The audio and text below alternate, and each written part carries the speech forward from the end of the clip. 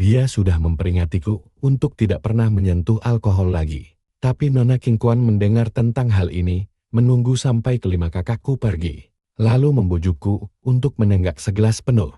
Saat kakak-kakakku kembali, mereka mendapati adik laki-laki mereka yang biasanya sopan dan penurut sedang menempel erat pada nona muda itu seperti gurita. Kakak kedua langsung berteriak, mengingatkan yang lain kalau aku memang tidak bisa minum. "Apa kamu tuli?" teriak Lul. Blue Zui mandi keringat melihat pria dewasa menempel erat pada Pei Ruyan. Dia melarang Lulu menarikku lepas, lalu berkata biar dia saja yang menggendongku. Begitu dia tertidur, biar aku saja yang menggendongnya kembali ke kamar, tawar Pei Ruyan. Lu Zui meminta maaf karena sudah merepotkan.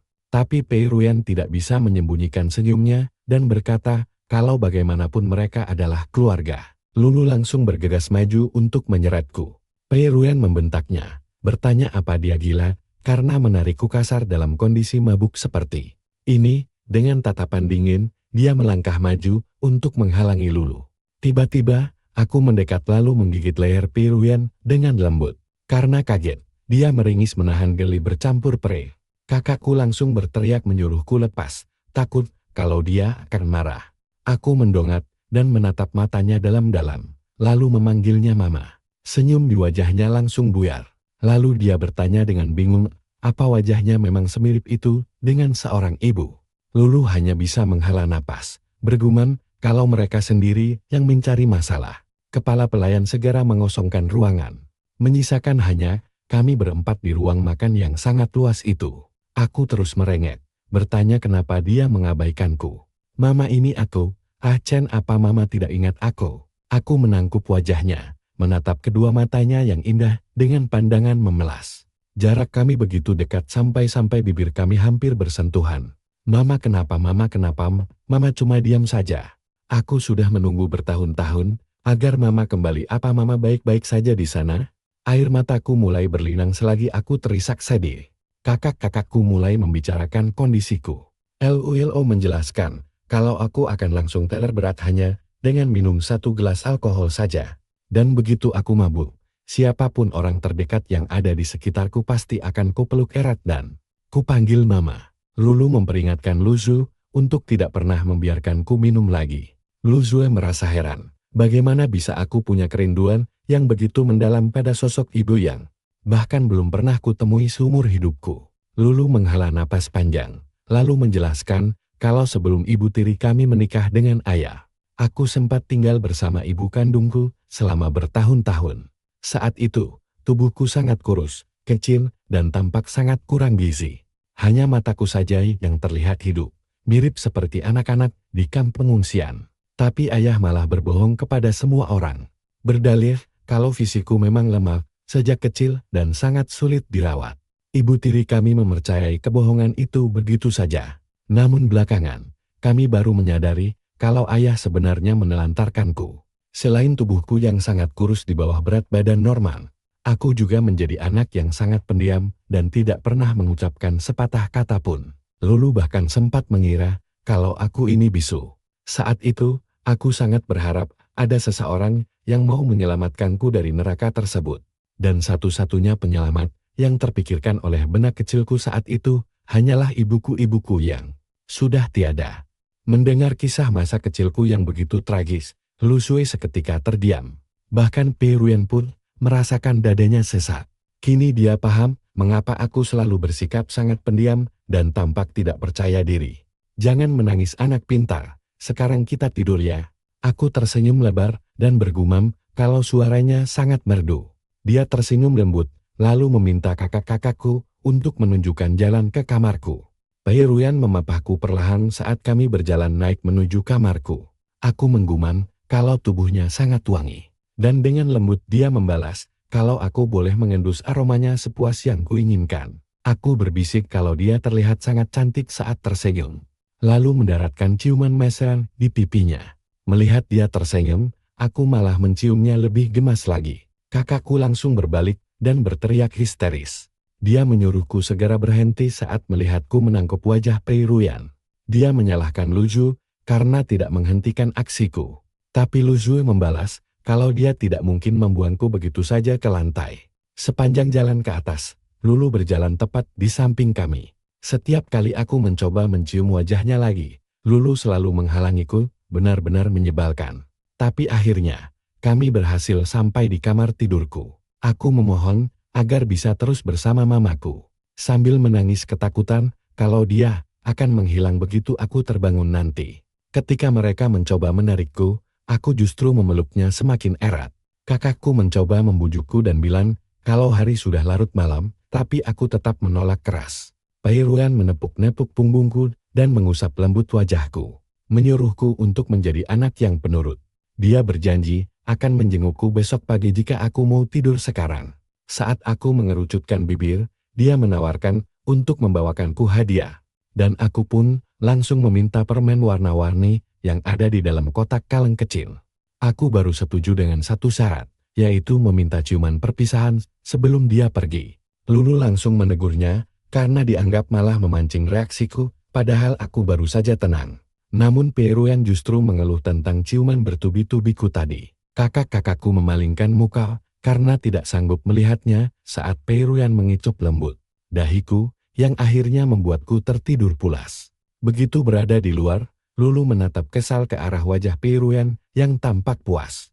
Lulu mendengus dan menyindir, kalau terakhir kali aku mabuk, aku malah memeluk seekor anjing Golden Retriever dan memanggilnya mama. Satu-satunya perbedaan kali ini adalah, karena sekarang korbannya, Pairuan, bisa berbicara. Lulu meminta maaf atas kekacauan ini, karena dia sama sekali tidak menyangka kalau aku akan bertingkah seperti ini saat mabuk. Pairuan mengibaskan tangannya tanda tidak masalah. Lalu mulai bertanya tentang ayah kandungku mengingat ibuku sudah tiada. Lulu menjelaskan bahwa sejak orang tua kami menikah lagi, ayah kandungku langsung menghilang tanpa kabar, tapi dia sangat tahu tabiat serakah pria itu. Dia tidak akan pernah mengabaikan anak laki-lakinya begitu tahu sang anak berhasil masuk ke dalam keluarga yang kaya raya. Lulu ragu kalau pria itu sudah menghubungiku. Dia bilang aku ini terlalu penakut untuk bisa menyimpan rahasia sebesar itu sendirian. Pairuan melirik sekilas ke arah pintu kamarku yang tertutup rapat, lalu mulai melangkah pergi. Dia menyarankan agar pesta besok dibatalkan saja.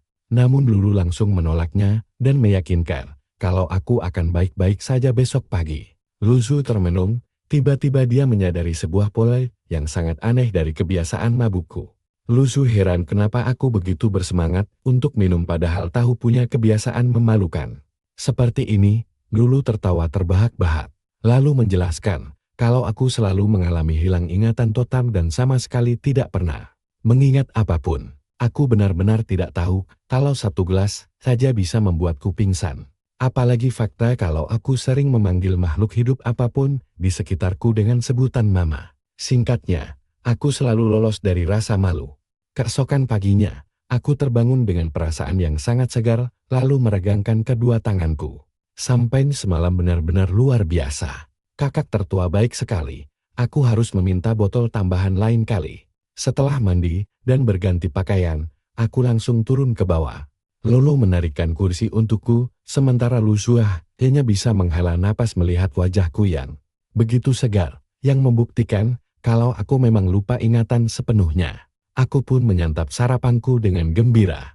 Aku memuji kelezatan sampainya itu, lalu bertanya apa aku boleh meminumnya lagi di pesta nanti malam. Tapi kakak-kakakku langsung kompak berteriak melarangku. Membuatku kebingungan setengah mati padahal sebelumnya kakak tertua sangat mendukungku. Lulu langsung memarahiku karena mengabaikan peringatannya. Aku mencoba membela diri dengan bilang kalau aku bahkan berhasil menghabiskan 2 gelas penuh, yang langsung dibalasnya dengan sindiran tajam. Menawarkan untuk memuji daya tahan tubuhku yang luar biasa.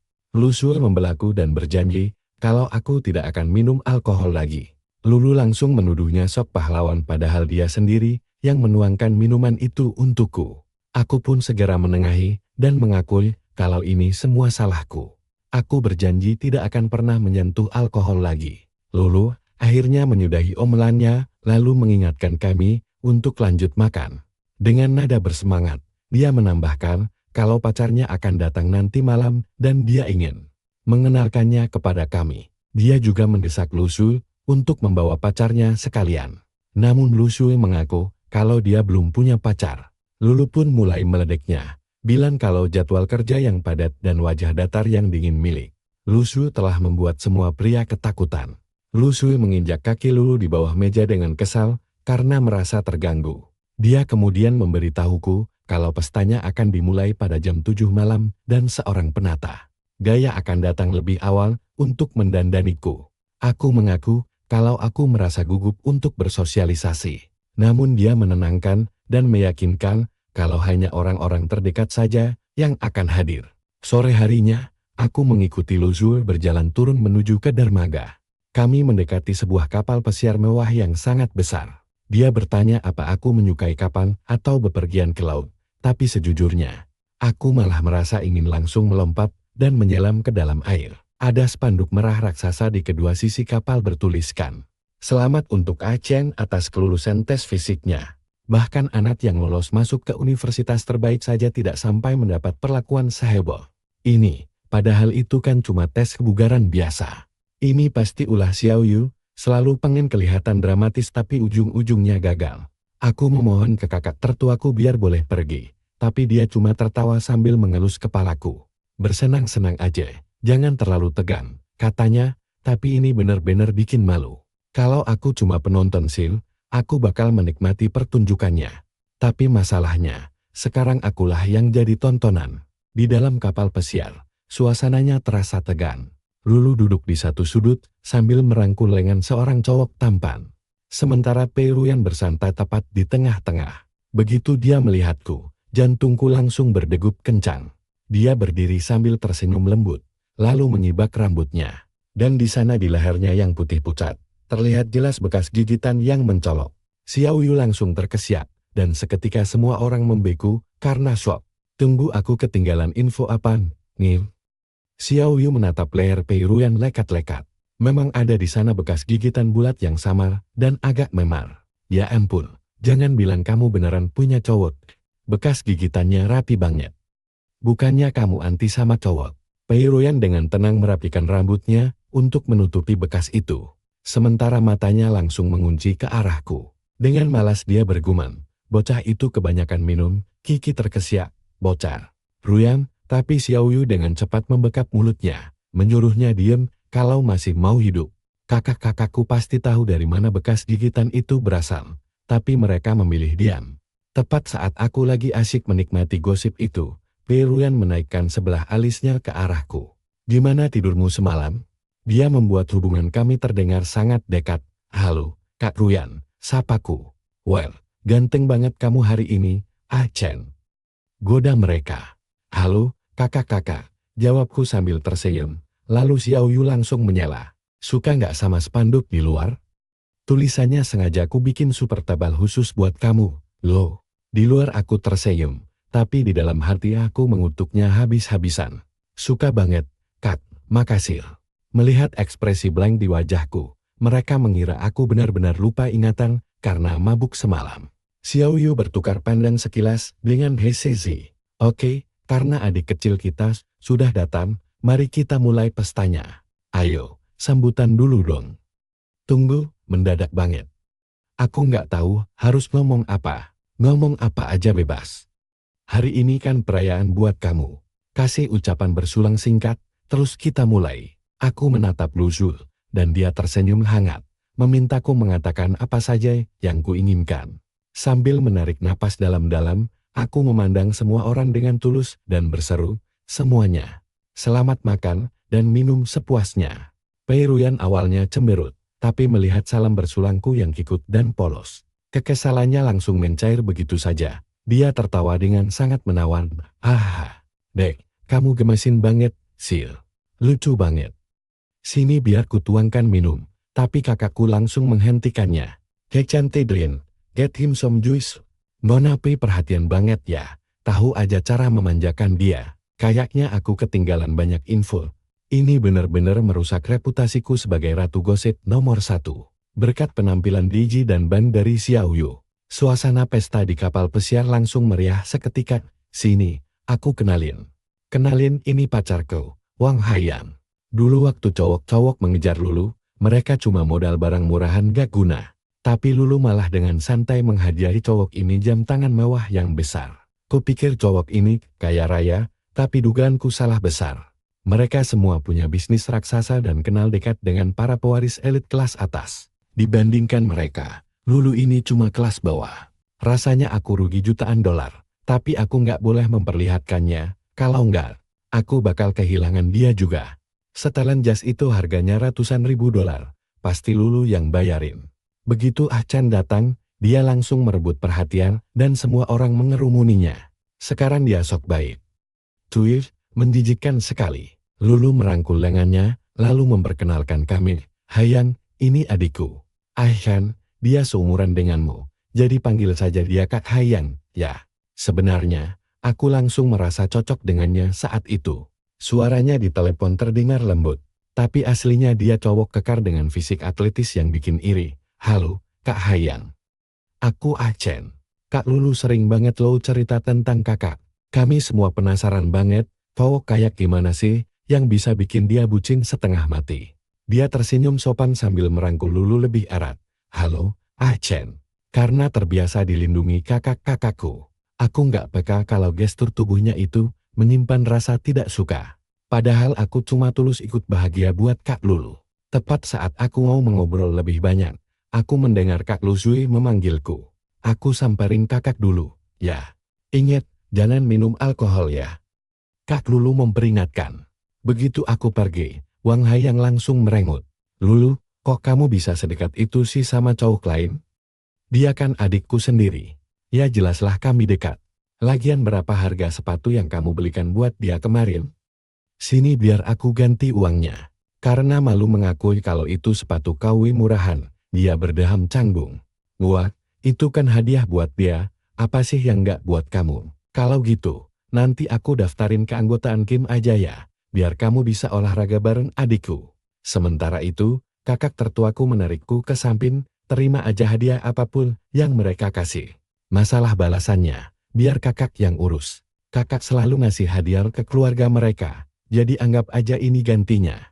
Oi, kalau gitu nanti pas sampai rumah, semua hadiahnya aku kasih ke kakak aja biar uang kakak balik. Kakak tertuaku langsung menatapku dengan heran. Dia mungkin mengira aku menganggapnya miskin. Ya wajar sih, dia memang gak pernah langsung memberiku uang tunai. Jadi wajar kalau aku berpikir begitu. Dia menghela napas dalam hati, menyesal karena belum bisa menjadi kakak yang lebih baik. Kamu bisa menikmati spa mewah di tempat Kak Long kapan aja pakai tagihanku. Pemandian air panasnya pas banget kalau kamu lagi stres belajar. Adikku suka banget ini, nih, ambil. Ambil sekalian sampai edisi terbatas ini juga. Makasih, Kak Sesi. Tapi kayaknya aku nggak bakal dibolehin minum, sih. Kudengar anak-anak muda kayak kalian suka olahraga. Ini ada beberapa tiket pertandingan VIP buat kamu dan teman-temanmu. Tiket VIP buat nonton bintang favoritku. Tiket ini bahkan nggak dijual untuk umum. Sejujurnya, hadiah dari Kak Kiki adalah yang paling aku suka. Sederhana, sempurna, dan pas banget dengan apa yang kuinginkan.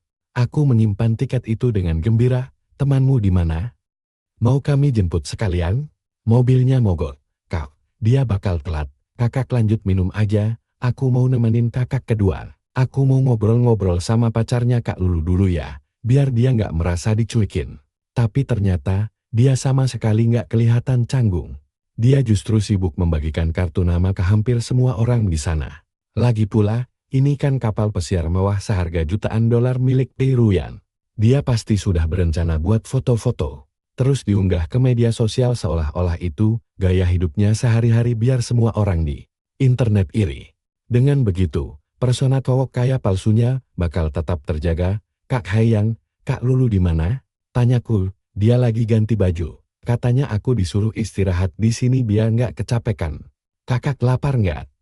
Biar ku ambilkan makanan. Aku punya tangan dan kaki sendiri. Nggak kayak orang-orang tertentu yang cuma bisa numpang hidup sama kakak-kakak mereka. Bahkan aku pun bisa merasakan nada ketus yang tajam dari suaranya. Aku sama sekali nggak tahu apa salahku. Tepat saat itu, Kak Lulu berjalan mendekat. Lagi ngobrolin apa sih? Ini, Ah Chen nawarin aku makanan. Tapi kan sebentar lagi aku ada kontes binaraga. Badanmu udah bagus kok, Makan aja. Kak Lulu tersenyum. Ah Chen, kamu kenapa? Belum sempat aku menjawab. Sekilas raut wajah kesal dan sinis terlihat dari cowok itu. Apa dia tersinggung gara-gara aku nolak makanannya? Jangan baperan gitu dong, kan kamu udah gede. Lulu tahu aku punya rencana dit ketat. Kak Lulu mengangguk setuju dia. Dia emang ketat banget kalau soal asupan protein dan kalori harian. Ah Chen, jangan marah sama dia ya, aku cuma bisa melongo. Ini cowok emang munafik tingkat dewa atau cuma ratu drama sih. Mukanya bisa berubah lebih cepat daripada membalik halaman buku. Ah Cel, sini bantuin aku sebentar. Xiao Yu melambaikan tangannya. Ada temanku yang terluka di luar, tapi aku kebanyakan minum sampai tanganku gemeteran begini. Tolong bantuin dia. Oke, di sebelah mana orangnya? Begitu melangkah keluar, udara segar langsung menjernihkan pikiranku. Aku bener-bener gak nyangka cowok itu bakal benci sama aku. Padahal kami baru pertama kali ketemu. Tapi kenapa dia langsung sinis begitu? He was the even worried di expose him, did I know you wouldn't, or was he ready to twist the truth? No, he just think, Lulu is totally blind. Lucian, aku di sini lagi nungguin diselamatkan. Kamunya malah asik jalan santai. Suara seksi Peiruyan mendadak terdengar. Aku baru sadar kalau dia nggak kelihatan pas sesi bagi-bagi hadiah tadi. Loh, jadi kakak yang terluka. Aku cuma nanya ke Kak Xiao Yu siapa yang terluka, Tahu-tahu dia malah berakting seolah-olah aku sengaja membiarkannya sekarat. Serius deh, kenapa semua orang yang kutemui malam ini pada aneh semua, Sin? Kak Ruyan, nggak apa-apa. Aku bawain kotak P3 kan wajahnya langsung ditekuk karena kesal. Kak Ruyan, kamu beneran manggil aku kayak itu? Aku mengernyitkan dahi, mencoba menjelaskan. Tapi aku manggil semua orang begitu, kataku, aku nggak sama kayak mereka, bentaknya. Aku beda dari yang lain, ingat itu, dasar cewek kaya manja, selalu pengen dianggap spesial. Jadi, bagian mana yang terluka? Ruyan langsung menyadari suasana hatiku yang buruk. Dia melangkah lebih dekat. Siapa yang bikin kamu kesel? Bilang sama aku, biar aku bales dendam buat kamu, nggak ada. Kalau kakak nggak terluka, aku pergian, Kiming mau datang. Aku berbalik untuk pergi, tapi tubuhnya bergerak lebih cepat daripada otaknya. Tangan lembutnya meraih pergelangan tanganku, lalu dia melangkah ke depanku. Karena Oleng pakai sepatu hak tinggi, dia kehilangan keseimbangan dan langsung ambruk ke dadaku. Sekarang gantian aku yang nempel sama kamu, bisiknya. Aku mengernyitkan dahi sambil melangkah mundur, siapa juga yang nempel? Terus, apa maksudnya gantian? Melihat kebingunganku, dia tahu kalau rumor itu benar. Semalam aku benar-benar nggak ingat apa-apa. Aku nggak ingat satu hal pun, tapi dia nggak bakal lepasin aku begitu aja. Sambil menyisipkan rambut panjangnya ke samping, dia menunjuk ke tanda merah gelap di lehernya. Kamu gigit aku di sini, sakitnya semalaman tahu. Sekarang kamu pura-pura amnesia. Aku berdiri terpaku, benar-benar bingung. Mataku tertuju pada kulit pucatnya, menatap bekas gigitan yang sangat jelas itu. Aku gigit dia. Nggak mungkin. Mau lihat lebih dekat.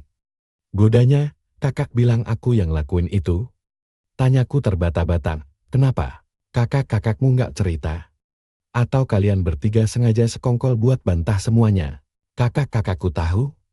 Aku terperangah. Bukan cuma tahu, mereka lihat semuanya. Termasuk pas kamu berbuat kurang ajar sama aku berbuat kurang ajar. Wah, jelas banget. Kamu meluk aku erat banget, sampai nggak ngebiarin aku pergi. Kamu maksa aku buat cium kamu, terus nangis histeris pas aku tolak. Gitu aja, ciuman pertamaku langsung kamu rebut. Jadi, bukannya, kamu harus tanggung jawab sama aku. Wah. Kakak, tolong, tenang dulu. Kita nggak bisa kayak gini. Pintaku. Itu juga yang aku bilang semalam, tapi kamu nggak mau denger. Rengeknya, pegang mukaku, cium aku, maksa aku mundur. Aku udah berontak. Gitu aja, dia bikin aku kelihatan kayak predator mabuk. Rasanya aku pengen nangis. Tapi aku harus tetap kuat. Aku nggak boleh biarin dia ngubah cerita sesuka hatinya. Oke, bercandanya lucu, tapi ini udah kelewatan. Kamu pikir aku lagi bercanda sama kamu? Mana buktinya? Tuntutku, kakak nggak bisa asal nuduh aku tanpa bukti. Lagi pula, kakak-kakakku ada di sana. Kalau aku beneran seberani itu, mereka pasti udah nyetop aku. Aku emang gak punya bukti visum, dan kakak-kakakmu pasti bakal belain kamu juga. Kak Ruyan, kakak kan deket sama kakak tertuaku, dan Kiming itu sahabatku. Jangan bercandain aku terus deh, karena kakak gak apa-apa, aku turun dulu ya. Kiming bentar lagi nyampe, dadar, Chen. Melangkah satu langkah lagi, dan aku bakal turun ke bawah buat kasih tahu semua orang. Aku bakal kasih tahu semua orang gimana kamu cium, dan gigit aku. Nurut ya. Dan aku bakal simpen rahasia kecilmu ini untuk sekarang.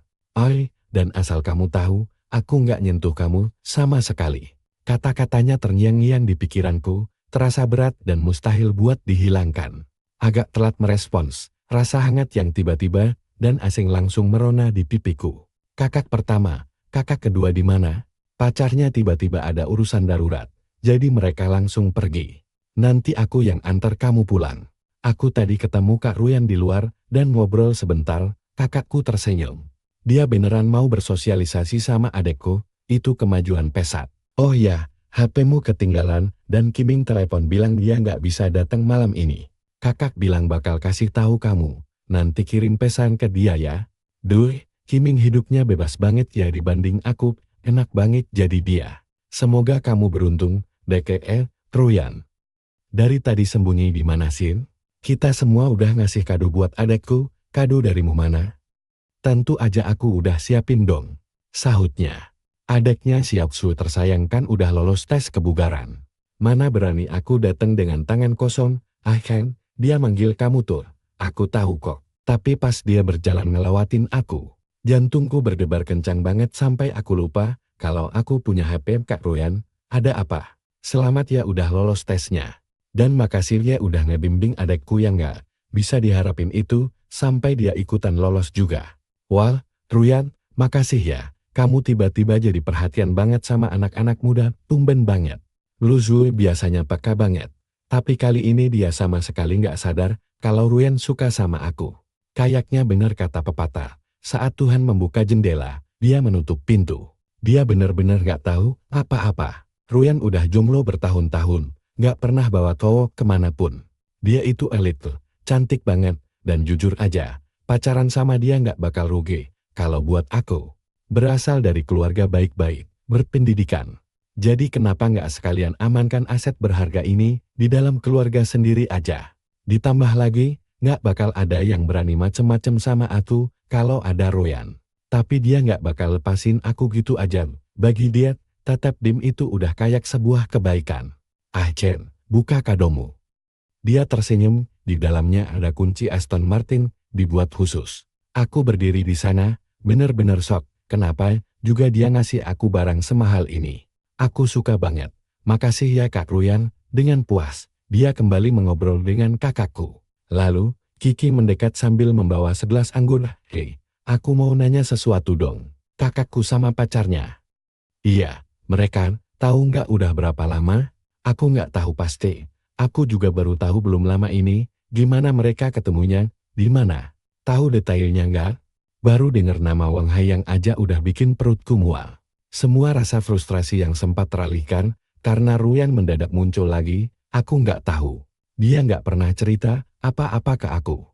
Kalian ngobrol aja dulu, aku mau keliling-keliling. Chen, yuk tukeran kontak, kata Ruyan dengan hangat, buat jaga-jaga kalau Kiming hilang. Aku membuka kode QR-ku, dan beberapa orang lain juga ikut nyeken. Sapaan dari yang lain semuanya normal banget, kecuali dari Ruyan. Pesan pertama darinya berbunyi, ganti nama kontakku jadi Ruyan sayang, aku kan beda. Buruan ganti, atau aku bocorin rahasia kita. Ancaman macam apa itu? Aku sempat kesal sekejap, tapi langsung ciut, dan langsung ganti namanya. Kirim tangkapan layarnya, atau rasain akibatnya, bunyinya. Kehabisan kata-kata, aku terpaksa nurut dan mengirimkannya. Tangkapan layarnya menunjukkan nama Ruyan sayang. Aku duduk dengan bosan di sebelah Lu Zui sambil terus menggulir HP. Nilaimu bagus banget, Dek. Apa rencanamu setelah lulus nanti? Ada yang ganggu kamu di kampus nggak? Banyak cewek yang ngelegetin? Udah punya pacar belum? Tipemu kayak gimana? Dia masih terlalu muda buat pacaran, sela kakakku. Bener juga. Umurnya bahkan belum genap 20 tahun, masih bocah dibandingin kita. Kelihatannya Chen udah mulai ngantuk tun, Yuk kita pulang, aku mengangguk lalu mengikutinya. Di belakang kami, para cewek memperhatikan kami pergi. Wan, Xiaoxui sayang banget ya sama adeknya. Ruyan, perjuanganmu buat ngedapetin, dia nggak bakal gampang nih, mending langsung tembak aja. Dia kan jomblo, dan pacaran sama kamu itu keberuntungan besar buat dia. Ih, kamu barbar banget Sil, pantasan aja masih jomblo. Sana pergi kalian berdua. Mereka melotot sambil mendengus. Kiki menuangkan anggur lagi. Aku tadi lihat cowok yang kalian perebutkan itu. Kalian mendingan jangan jatuh cinta sama dia Der. Kalian kan udah berpengalaman, kok bisa-bisanya sampai dipermainkan? Apa maksudmu? Tuntut ke Sisi. Kiki meminum anggurnya perlahan dengan dramatis. Cowok itu mantan sugar mominya di penjara. Dan sekarang dia lagi nyari tumpangan gratis yang baru. Merasakan suasana hatiku yang memburuk, Ruyan mengernyitkan dahi, ceritain semuanya ke aku. Sekarang juga, pacar kakakku ternyata benci sama aku. Kenyataan itu langsung bikin suasana hatiku anjlok ke titik terendah. Aku nggak tahu kenapa, dan aku bener-bener nggak punya tempat buat mengadu. Kalau cerita ke ibu, itu cuma bakal ngerusak liburannya. Terus Kimin, dia lagi sibuk ngejar cewek. Aku menyeret langkahku ke kamar, tapi tiba-tiba HP-ku berdering karena telepon dari Ruyan.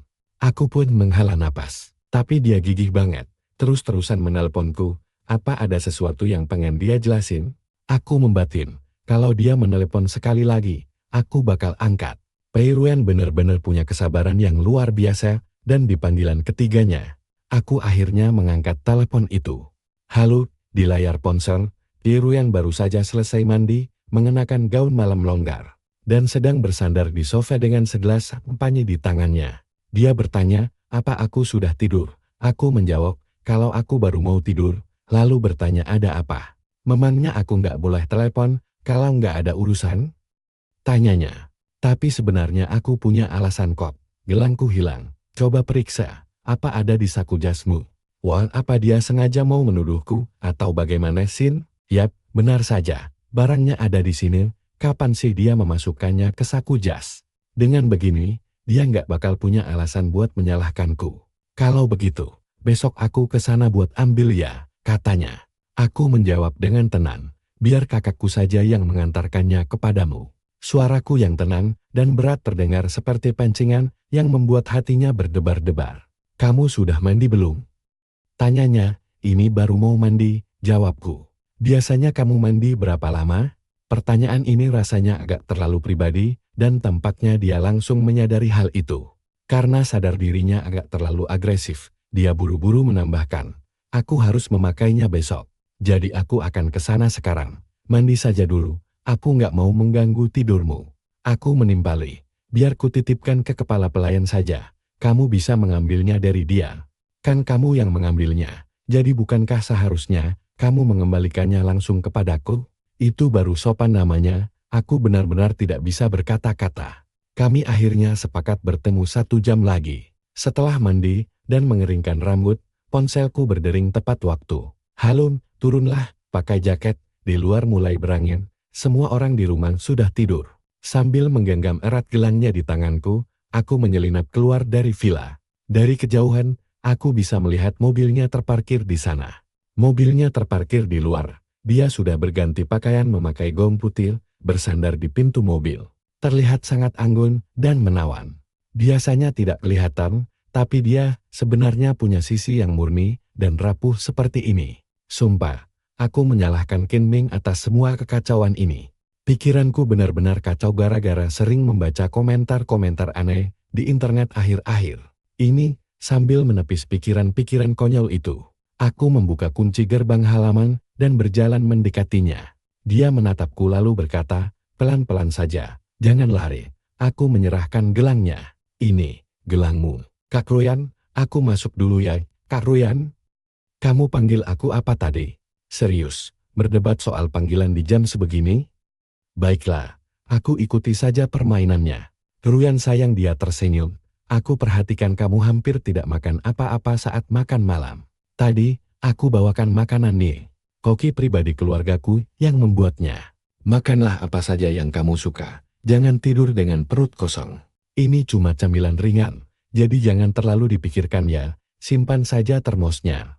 Kamu bahkan nggak perlu mengembalikan termosnya. Anggap saja ini sebagai ucapan terima kasih karena sudah membantu Qin Ming. Aku menyeringai lebar. Kalau begitu, terima kasih ya, Ruyan sayang. Aku mau masuk dulu untuk makan dan tidur. Sampai jumpa. Dia mungkin cuma ingin melihatku sekilas sebelum tidur. Tapi sekarang pikirannya pasti makin berkecamuk. Sedangkan sebenarnya aku sedang lapar sekali. Padahal tadi aku baru saja berpikir untuk meminta Bibi Jiang membuatkan mie. Sekarang aku sudah punya makanan siap saji ini. Jadi tidak perlu repot-repot lagi. Ada 4 hidangan dan 1 sup yang disiapkan secara mendadak. Bahkan camilan larut malam Peruyan pun luar biasa mewah.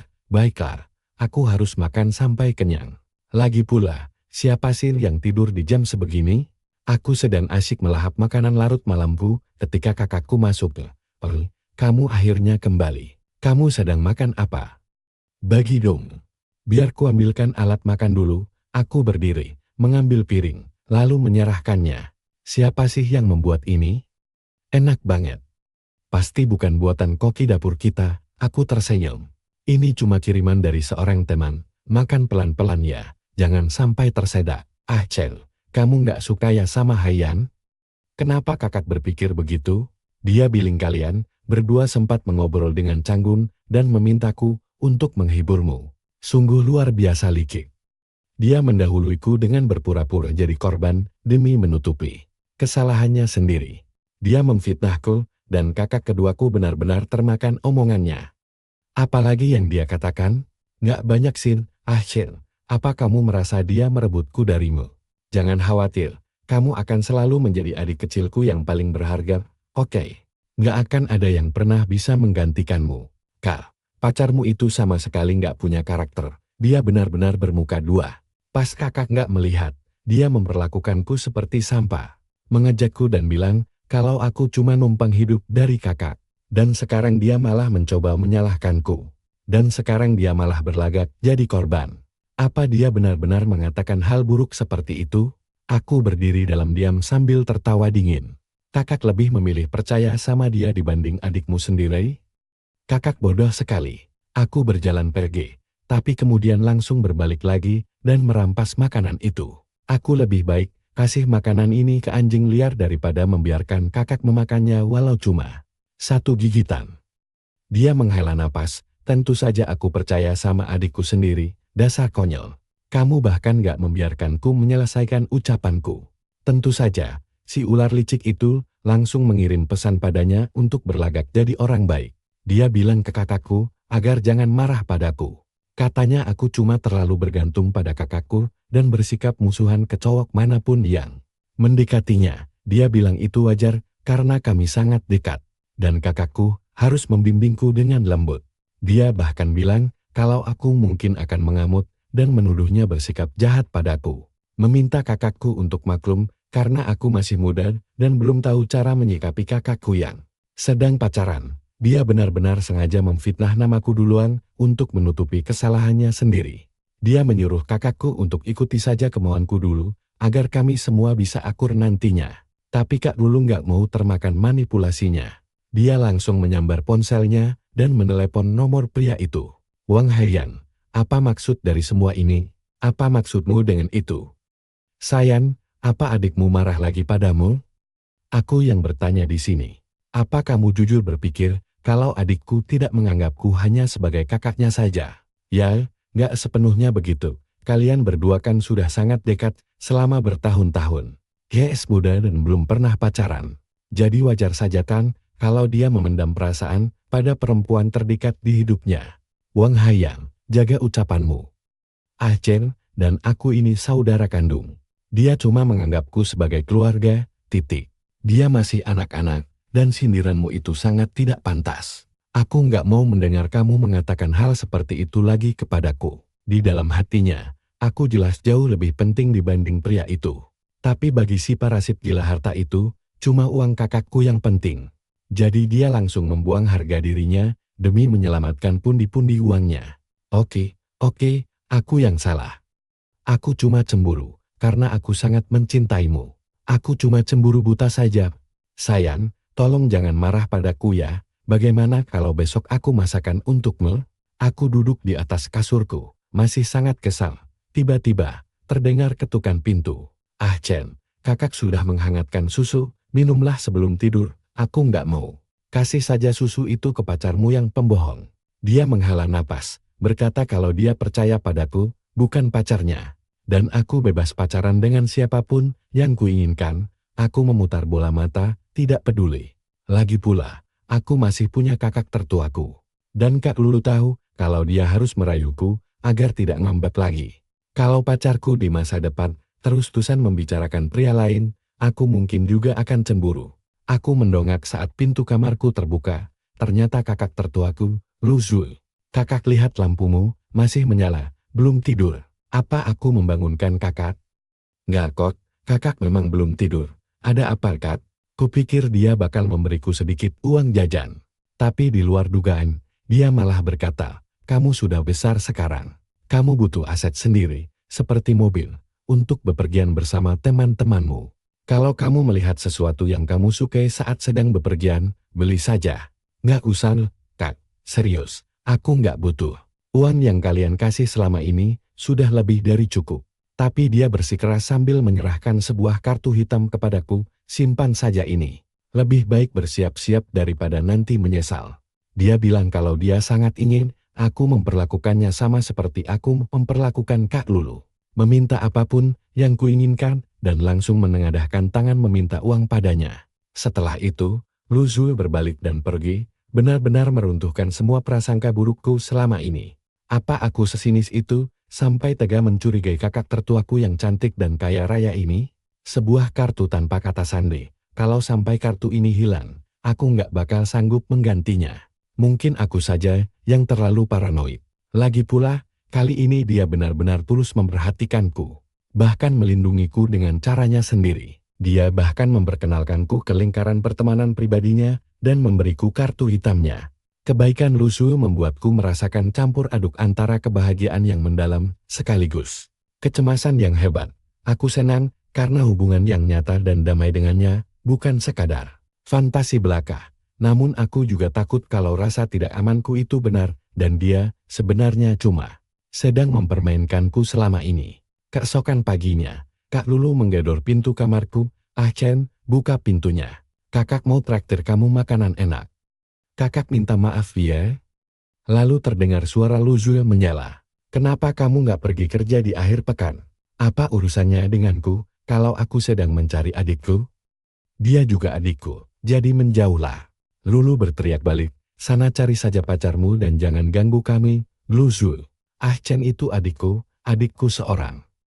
Ah Chen, buka pintu ini sekarang juga, cepat buka. Kalian ini kenapa sih?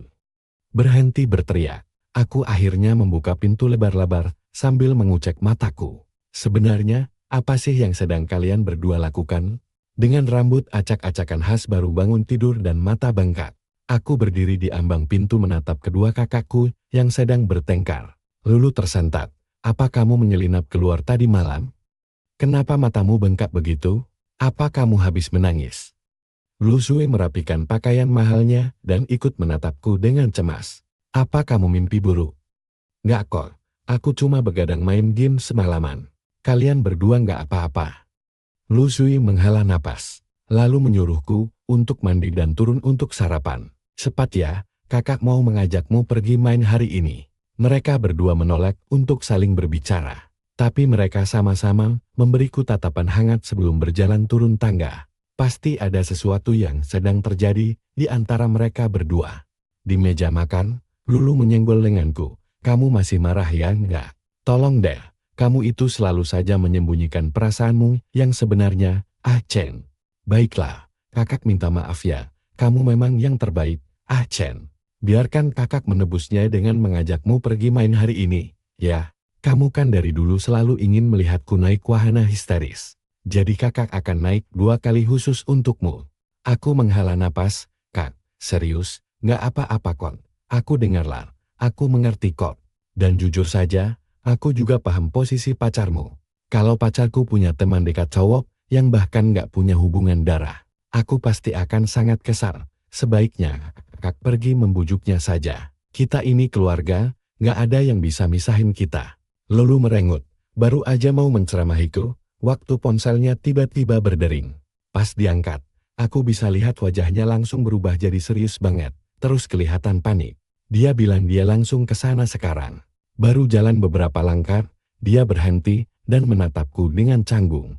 Aku cuma bisa mengunyah roti sarapanku dengan wajah datar sambil bilang, kalau hari ini aku mau bareng kakak tertua kita aja, jadi dia pergi duluan aja.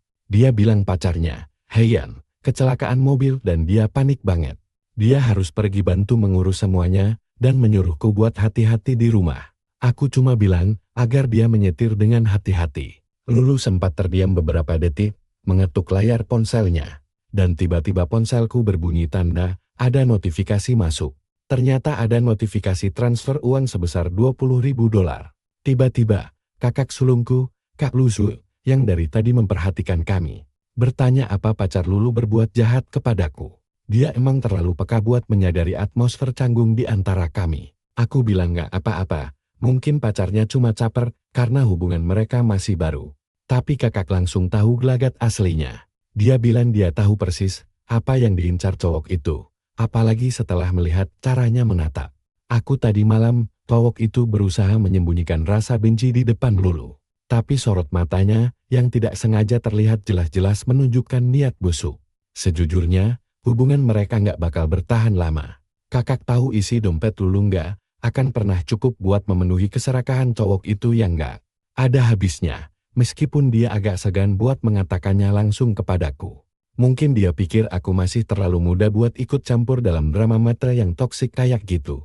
Sebagai gantinya, dia mengajakku ikut ke pertemuan golf nanti. Aku sempat menolak dengan alasan kalau aku sama sekali nggak tahu cara mainnya. Tapi kakak memaksa kalau aku bisa belajar. Sambil mengingatkanku, kalau sebagai tuan muda keluarga Lu, aku harus mulai terbiasa dengan lingkungan sosial seperti ini. Aku pun menaruh sarapanku, berniat buat protes. Tapi lalu teringat, kalau aku sudah janji buat menemaninya seharian ini. Dia menggodaku, karena begitu cepat lupa. Lalu berjanji akan menyewa pelatih yang hebat. Waktu dia memuji kecerdasanku, aku bertanya, bagaimana dia bisa seyakin itu. Dia pun membocorkan, kalau ternyata dia menyimpan semua rapor masa kecilku tanpa terlewat satupun. Dulu dia sering menelponku buat memeriksa nilaiku. Yang kupikir cuma sekadar basa-basi keluarga biasa. Sambil tersenyum, aku bertanya, kapan kami berangkat? Dia menyuruhku santai saja, karena hari ini pihak klien yang memohon-mohon kepadanya. Jadi kamilah yang memegang kendali penuh. Begitu selesai sarapan, aku bertanya apa pakaian santai yang kupakai ini sudah cukup oke. Kakak meyakinkanku, kalau aku nggak perlu membuat siapapun terkesan. Yang penting aku bisa bersenang-senang, jadi aku memutuskan buat nggak ganti baju. Begitu kami tiba di lokasi, para staf langsung menyambut kami dengan hangat. Kakak memperkenalkanku kepada kliennya, lalu meminta asistennya, Guya, untuk menemaniku. Klien itu langsung menghujani kami dengan pujian. Bahkan bercanda, kalau keluarga, kami telah memonopoli semua agen berwajah rupawan. Wah, orang yang sedang memohon pada kakakku memang rela mengatakan apa saja demi menjilat. Guya, si asisten, memperkenalkan dirinya, lalu mengantarku ke area latihan. Sambil menjelaskan, kalau kakak akan menyusun setelah selesai berurusan dengan klien gemuk itu. Aku mengaku, kalau aku ini benar-benar pemula, berharap tidak akan terlalu menyusahkannya. Guya tersenyum, dan meyakinkanku, kalau dia sudah memesankan pelatih paling cantik di lapangan ini. Dia sempat menawarkan, untuk menggantinya jika aku mau. Tapi aku bilang aku cuma peduli, pada kemampuannya saja. Lagi pula, kami juga baru kenal. Mana berani aku macam-macam. Guya menyebutkan, kalau para pewaris kaya, bahkan sampai mengantre untuk menyewa pelatih ini. Tak lama kemudian, sang pelatih datang dan mulai mengajariku cara melakukan ayunan latihan. Pertamaku, aku menggenggam tongkat golf erat-erat. Tiba-tiba, pelatih itu mendekat sangat dekat untuk membenarkan posisiku. Aku jadi gugup, mengira dia memperlakukanku seperti cowok genit biasa. Tapi dia malah memperingat kamu, kalau gagal di ayunan pertama, bisa membawa sial. Aku menggumamkan namanya, Ruyan, dengan perasaan salah tingkah. Dia menggodaku dengan manja, menyuruhku untuk fokus menatap bola, bukannya menatap wajahnya. Di dalam hati dia terkikik geli, berpikir kalau aku ini sangat mudah digoda. Tapi dia menganggapku menggemaskan. Dia menyuruhku mengangkat lengan, lalu mengayunkannya. Bola golf itu melesat tinggi ke udara, membentuk lengkungan yang indah di langit. Senyum lebar langsung mengembang di wajahku saat melihat bola itu terbang. Rasanya aku benar-benar puas dan bangga. Di dekat kami, beberapa sosialita kaya berbisik-bisik. Heran kenapa mereka tidak pernah menyadari kalau aku setampan ini. Yang satu menyesal karena keduluan Ruyan. Sementara yang lain memperingatkan kalau kakak-kakakku bisa menghancurkannya jika berani. Macam-macam denganku. Mereka bercanda kalau karena Pei Ruyan sudah mengklaimku. Orang lain gak bakal punya kesempatan lagi. Sambil tertawa, mereka berdebat apa harus mengganggu momen drama romantis kami atau pergi saja. Sambil bertanya-tanya kapan teman mereka, Heisei, akan tiba. Mereka saling berdebat tentang Heisei. Saling meledek karena hampir merusak persahabatan mereka hanya gara-gara seorang cowok. Akhirnya mereka sepakat untuk mendamaikan teman-teman mereka begitu dia tiba. Biar mereka semua bisa menonton drama seru ini bersama-sama. Sementara itu, Ruyan terus memuji bentuk tubuhku. Dia membenarkan posturku, menyuruhku untuk menjaga lutut kanan tetap stabil saat memindahkan tumpuan berat badan, lalu menepuk lenganku dengan lembut untuk menunjukkan cara menekuknya. Dia benar-benar pelatih yang luar biasa. Dalam hati aku berpikir kalau dia bekerja tetap di sini, jadwalnya pasti akan penuh setiap hari. Dia memergokiku sedang melamun, lalu bertanya, apa aku mendengarkan instruksinya tadi. Rasanya seperti kena kuis dadakan.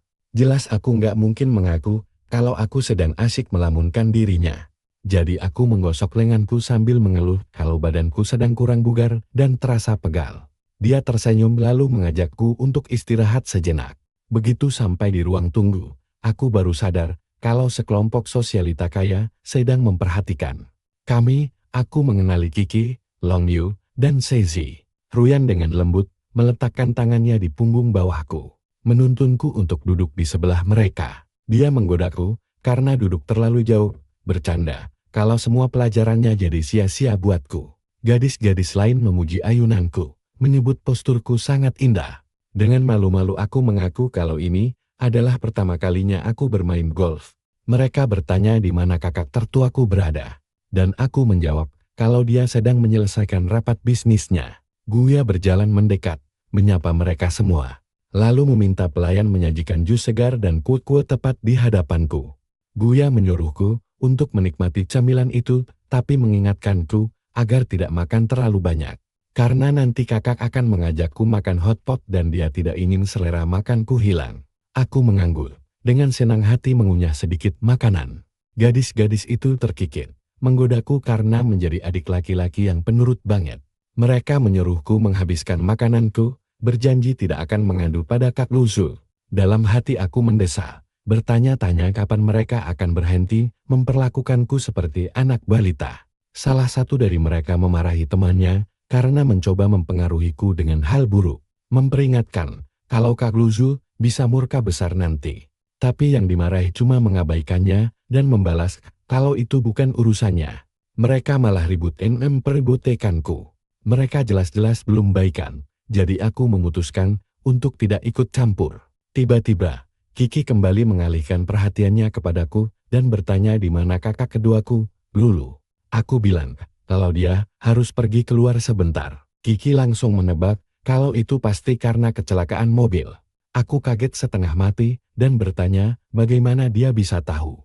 Saya mencibir, berkata kalau dia tahu itu baik-baik saja dan kecelakaan itu cuma goresan kecil yang sengaja direkayasa. Dia tertawa, bilang kalau cowok itu tidak akan berani menyentuh mobil mewahnya dan hanya mengincar mobil murah yang sudah bobrok. Aku jadi penasaran dan mendesak ingin tahu bagaimana dia bisa mengetahui semua ini dengan begitu mudah. Dia menyuruhku untuk tidak terlalu buru-buru, mengaku kalau dia hanya membagikan hal ini karena tidak ingin aku ditipu oleh parasit seperti dia. Gadis-gadis lain mendesaknya untuk langsung ke inti masalah saja dan menceritakannya kepada kami. Baru saja dia mau menjelaskan kalau pacar Lulu itu sebenarnya cuma seorang simpanan alias gigolo. Dia tiba-tiba langsung terdiam. Aku tersentak kaget saat kakak sulungku tiba-tiba muncul di belakangnya, menuntut penjelasan tentang apa yang sedang mereka bicarakan. Dengan gugup Kiki tertawa mencoba mengalihkan pembicaraan. Mengaku kalau cowok itu cuma lulusan pendidikan jasmani biasa. Tapi wajah kakak tertuaku terlihat sangat dingin saat berjalan mendekat. Kalau dia sudah marah, rasanya benar-benar mengerikan. Kakak mengabaikan mereka dan bertanya bagaimana jalannya latihanku tadi. Aku bilang, kalau aku sudah mempelajari dasar-dasarnya dan senang bisa berlatih ayunan bersama. Ruyan, karena kakak jelas-jelas tidak ingin gadis-gadis itu bergosip di depanku. Kiki pun memilih diam demi keselamatannya. Kakak menawarkan diri untuk menunjukkan beberapa ayunan langsung kepadaku. Lalu mengajak semua orang untuk ikut makan hotpot bersama kami. Mereka langsung setuju dengan antusias. Dan Ruyan bahkan berjanji akan membelikanku es krim kue favoritku setelahnya. Yang membuatku tersenyum lebar. Ada yang menyarankan untuk mengajak keluarga, juga biar aku punya lebih banyak teman mengobrol. Waktu mereka bertanya, apa Ruyan ikut pergi? Dia melirikku yang sedang duduk di dekat kakak. Aku membalas tatapannya dengan wajah polos tanpa dosa, yang membuat jantungnya langsung berdegup kencang. Dia buru-buru membuang muka sambil berdeham. Lalu bertanya pada kakak apa dia boleh menumpang pulang karena mobilnya sedang rusak. Kakak dengan tenang menyetujuinya, lalu bertanya apa yang salah dengan kendaraannya itu. Dia beralasan kalau AC mobilnya sedang bermasalah. Kakak tidak terlalu memikirkannya, lalu memegang tanganku untuk mengajariku beberapa ayunan lagi. Dia memuji bakat alamiku, berkata kalau aku adalah orang yang cepat belajar. Dia tersenyum bangga, berkata kalau aku memang benar-benar anggota keluarga lu sejati. Sejak kecil, orang tuaku selalu memperingatkanku kalau kakak tertuaku ini sangat tegas dan jarang sekali memuji orang, tapi hari ini dia bersikap manis sekali kepadaku. Temannya menggoda Ruyan tentang masalah AC rusak itu. Tahu betul kalau dia cuma cari alasan biar bisa jalan bareng aku. Temannya berbisik kalau melihat betapa protektifnya kakakku. Bisa mendapatkan hatiku bakal jadi tantangan yang sangat berat. Mereka diam-diam bergosip tentang betapa keras kepalanya keluargaku. Salah satu dari mereka bertanya-tanya kenapa kakak melarang mereka menceritakan kebenaran tentang pacar Lulu kepadaku, lalu menyimpulkan kalau dia hanya ingin melindungiku dari kenyataan yang buruk itu. Ya sudah, kita jangan kasih tahu dia dulu. Lagi pula, cowok itu kan cuma mengincar uangnya, bukan mau melakukan pembakaran rumah. Lulu sudah terlalu sering pamer selama ini. Dia pantas mendapatkan sedikit masalah. Duh, rasanya aku lelah sekali saat kami akhirnya berjalan pulang ke rumah. Yang lain pergi menyiapkan beberapa keperluan. Jadi aku duduk bersama Ruya di dalam mobil kakak. Pas ditanya soal investasi sahamnya baru-baru ini. Ruyan tertawa dan bilang kalau nggak ada orang yang bakal mengeluh karena punya terlalu banyak uang. Dia dengan santai menceritakan pengalamannya bermain-main dengan uang beberapa juta sambil menanyakan tentang sebuah perusahaan teknologi. Dia bahkan melirikku dan bilang kalau sepertinya aku juga cukup tertarik. Main saham? Apa mereka sudah tahu rahasiaku? Aku langsung mengelak dan bilang kalau aku nggak tahu apa-apa soal itu. Tapi kakak tersenyum dan bilang kalau aku bisa belajar pelan-pelan. Dia dan Ruyan bahkan menawarkan diri untuk mengajariku. Ruyan menyuruhku membuka akun dan berjanji bakal membuatku lebih kaya daripada kakak dalam waktu 5 tahun. Aku cuma bertanya, apa uang jajanku bakal cukup? Ruyan bilang cukup, katanya dulu modal awalnya juga dari uang jajan. Kakak kemudian menyuruhku memakai kartu pemberiannya sebagai modal awal buat latihan. Aku cuma bisa menurut dalam diam. Kakak tertuaku, Luzul, ternyata terasa sangat berbeda dari sosok dingin yang selama ini. Kubayangkan, tiba-tiba, kepala pelayan memberitahu kalau kakak kedua baru saja keluar masuk dengan terburu-buru. Luzul hanya mengedikkan bahu. Dia bilang, asalkan kakak kedua tidak membawa orang yang gak jelas ke rumah. Hal itu tidak perlu dilaporkan, tapi aku tetap saja mencemaskan Wang Haiyan. Tiba-tiba, dia menatapku. Dia bertanya, apa aku ingin pacaran? Lalu menggodaku, kalau wajahku yang terlihat bersalah itu, pertanda aku sedang kencan diam-diam.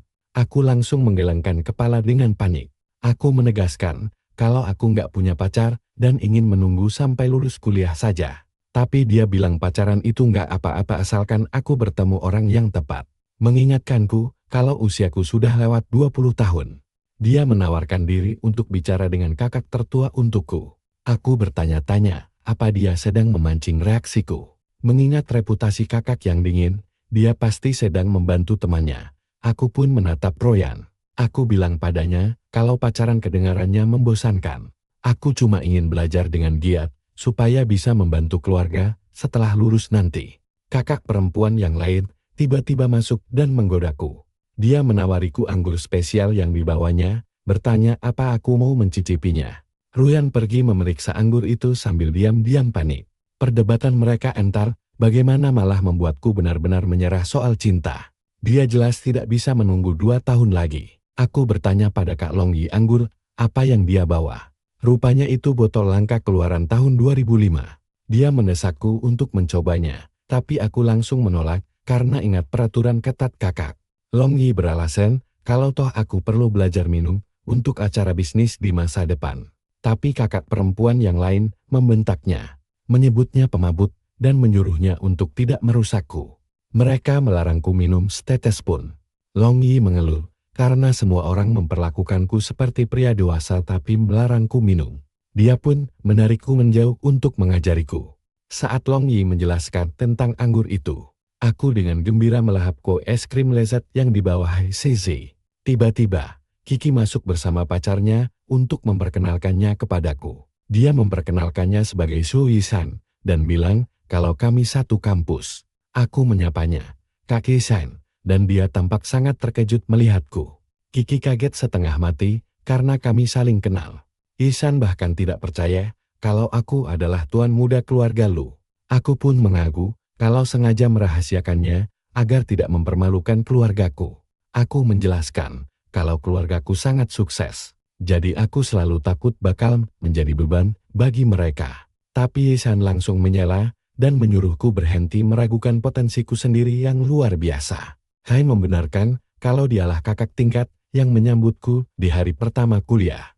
Aku mengaku tidak menyangka kalau Kiki ternyata pacar yang sesekali dia ceritakan dulu.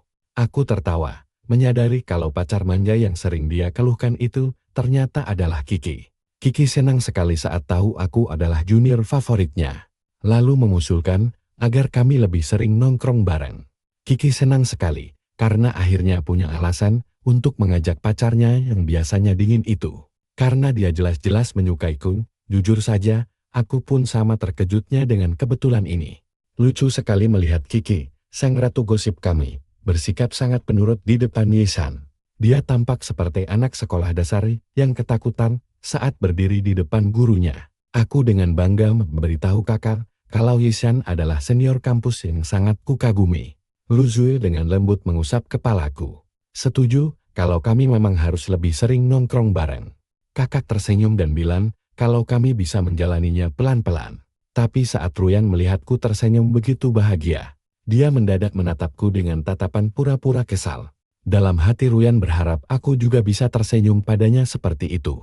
Meskipun semua orang punya pikiran masing-masing, suasana makan malam tetap terasa meriah. Jujur saja, Royan hampir tidak menyentuh hotpotnya dan berada di sana cuma buat menggodaku saja. Dia datang memang cuma buat menggodaku. Saat dia melangkah keluar, aku mengabaikannya. Tapi kakak perempuan yang lain langsung menawarkan diri untuk menemaninya. Tiba-tiba, kepala pelayan menyerahkan ponsel kepada kakak. Dia pun pamit untuk menerima telepon, menyisakan aku, Yisan, Longyu, dan Hei-Sisi di meja makan. Aku bertanya kepada Yisan, apa dia tahu apa yang terjadi, tapi dia menggelengkan kepala. Longyu menyesap minumannya, melirik Hei-Sisi, lalu menuangkan segelas anggur merah baru. Dia berjalan mendekat dan duduk tepat di sebelahku, lalu menggeser gelas itu ke hadapanku. Dia membujukku untuk mencicipi anggur yang dibawanya. Bilang kalau seteguk kecil saja tidak akan kenapa-kenapa. Yisan memperingatkannya, kalau kakak-kakakku bakal menghabisinya kalau ketahuan memberiku alkohol. Padahal mereka sudah melarang keras hal itu. Tapi Longyu malah membentak balik dan menyuruhnya diam, serta jangan ikut campur. Dia mendesakku untuk minum dan berjanji akan melindungiku. Dia bahkan bercanda siap dihajar oleh kakak. Sumpah, aku benar-benar sudah mencoba menolaknya. Aku ingin menolak, tapi desakan di sekelilingku terlalu kuat. Begitu aku meminumnya sedikit, Longyu langsung bersorak gembira dan menyebutku penikmat anggur sejati. Dia menggodaku dan dengan cepat menuangkan segelas lagi. Dalam hitungan menit, Aku sudah menghabiskan 2 gelas penuh. Tepat saat itu, Kakak, Ruyan, dan Kiki berjalan kembali masuk. Aku sudah benar-benar mabuk berat dan tertawa terbahak-bahak. Yang lain langsung panik dan meneriaki Long Yu karena membiarkanku minum. Padahal mereka sudah memperingatkannya dengan jelas untuk tidak melakukannya. Mereka memperingatkan Long Yu kalau kakak-kakakku pasti bakal menghabisinya. Ketakutan setengah mati, dia berteriak kalau dia kira aku dilarang minum cuma karena usiaku yang masih terlalu muda, lalu memohon kepada yang lain untuk menyelamatkan nyawanya. Mereka bilang dia harus menanggung akibatnya sendiri. Kakak memanggil namaku, tapi dalam kondisi mabuk. Aku mengira dia adalah ibuku dan langsung bergelayut manja padanya. Aku merakau tentang ciuman yang dia utangkan padaku. Long Yi mencoba menarikku menjauh, tapi aku malah menunjuk ke arahnya dan menangis. Menuduh kalau dia sedang menyiksaku. Aku memohon pada ibuku untuk menyelamatkanku. Membuatku terlihat sangat memelas di mata semua orang yang ada di ruangan itu. Saat Long Yi hendak memelukku, Ruyan tiba-tiba menepis tangannya. Dengan gerakan cepat dan terlatih, dia malah menarikku ke dalam pelukannya. Membiarkanku bergelayut erat padanya tanpa mengucapkan sepatah kata pun. Ruyan menggendongku ke lantai atas. Long Yu langsung ambruk di kursinya dengan helaan napas lega sambil menggerutu betapa ketakutannya. Dia berkilat kalau dia melakukan itu cuma karena aku terlihat sangat bersemangat. Dia terus meminta maaf kepada kakak. Bersumpah kalau dia sama sekali tidak tahu aku bakal semabuk ini. Dia pikir larangan itu cuma karena usiaku yang masih muda. Yang lain menggodanya, bertanya apa dia masih berani melanggar aturan lagi. Long Yu menggelengkan kepalanya dengan panik penuh penyesalan.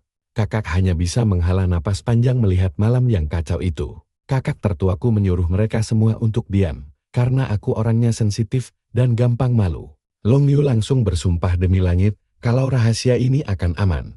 Berjanji mulai sekarang, jika ada orang yang berani menjelek-jelekkanku, dia akan menghancurkan mereka.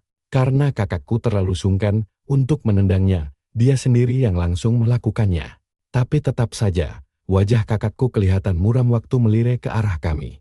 Ternyata, aku benar-benar hilang ingatan total tiap kali mabuk.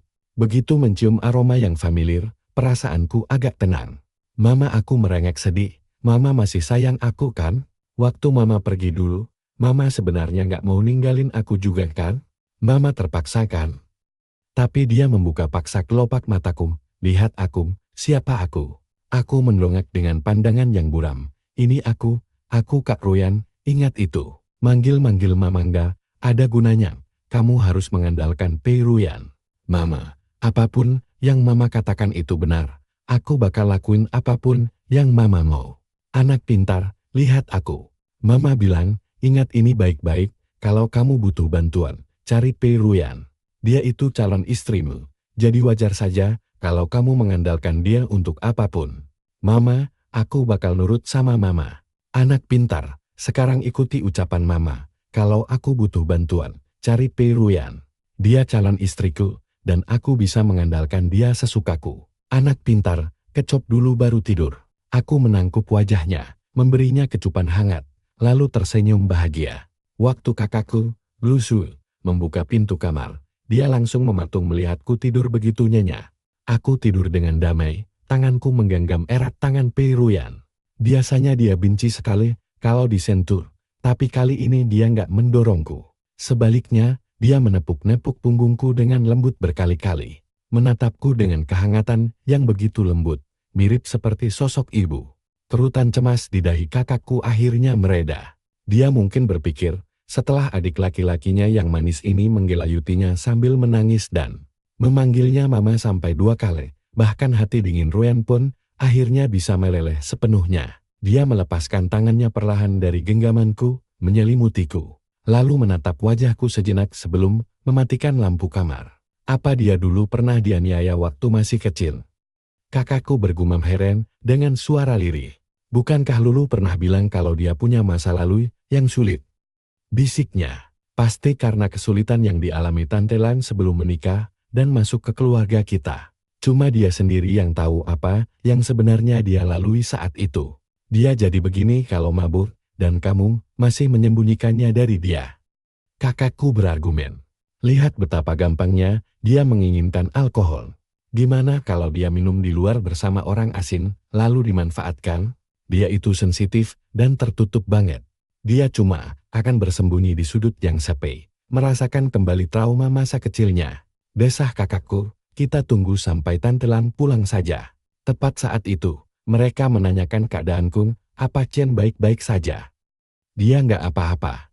Maaf ya, dan terima kasih banyak. Kalau tahu bakal begini, aku nggak akan pernah membiarkan dia minum. Ini semua salah Long Yu karena memaksanya. Kiki benar, ini bukan salahmu. Untung saja kamu dekat dengan Chen dan nggak bakal menertawakannya. Mana mungkin. Aku nggak akan pernah bisa menertawakannya, aku cuma merasa kasihan sekali padanya. Seberapa banyak rasa sakit yang dia pendam sendiri, sampai bisa jadi seperti ini, kata Kiki sambil merangkul lengan pacarnya. Mulai sekarang, ayo kita perlakukan Kak Chen dengan sangat baik untuk menebus semuanya. Kami pamit dulu, kalau begitu, biarkan Chen istirahat, setelah itu, mereka pergi. Kakakku bertanya pada Ruyan, kamu mau pulang? Biar aku suruh sopir buat mengantarmu. Ruyan mendesah sambil memegangi kepalanya yang pusing, aku malas bergerak. Boleh aku menginap di rumahmu?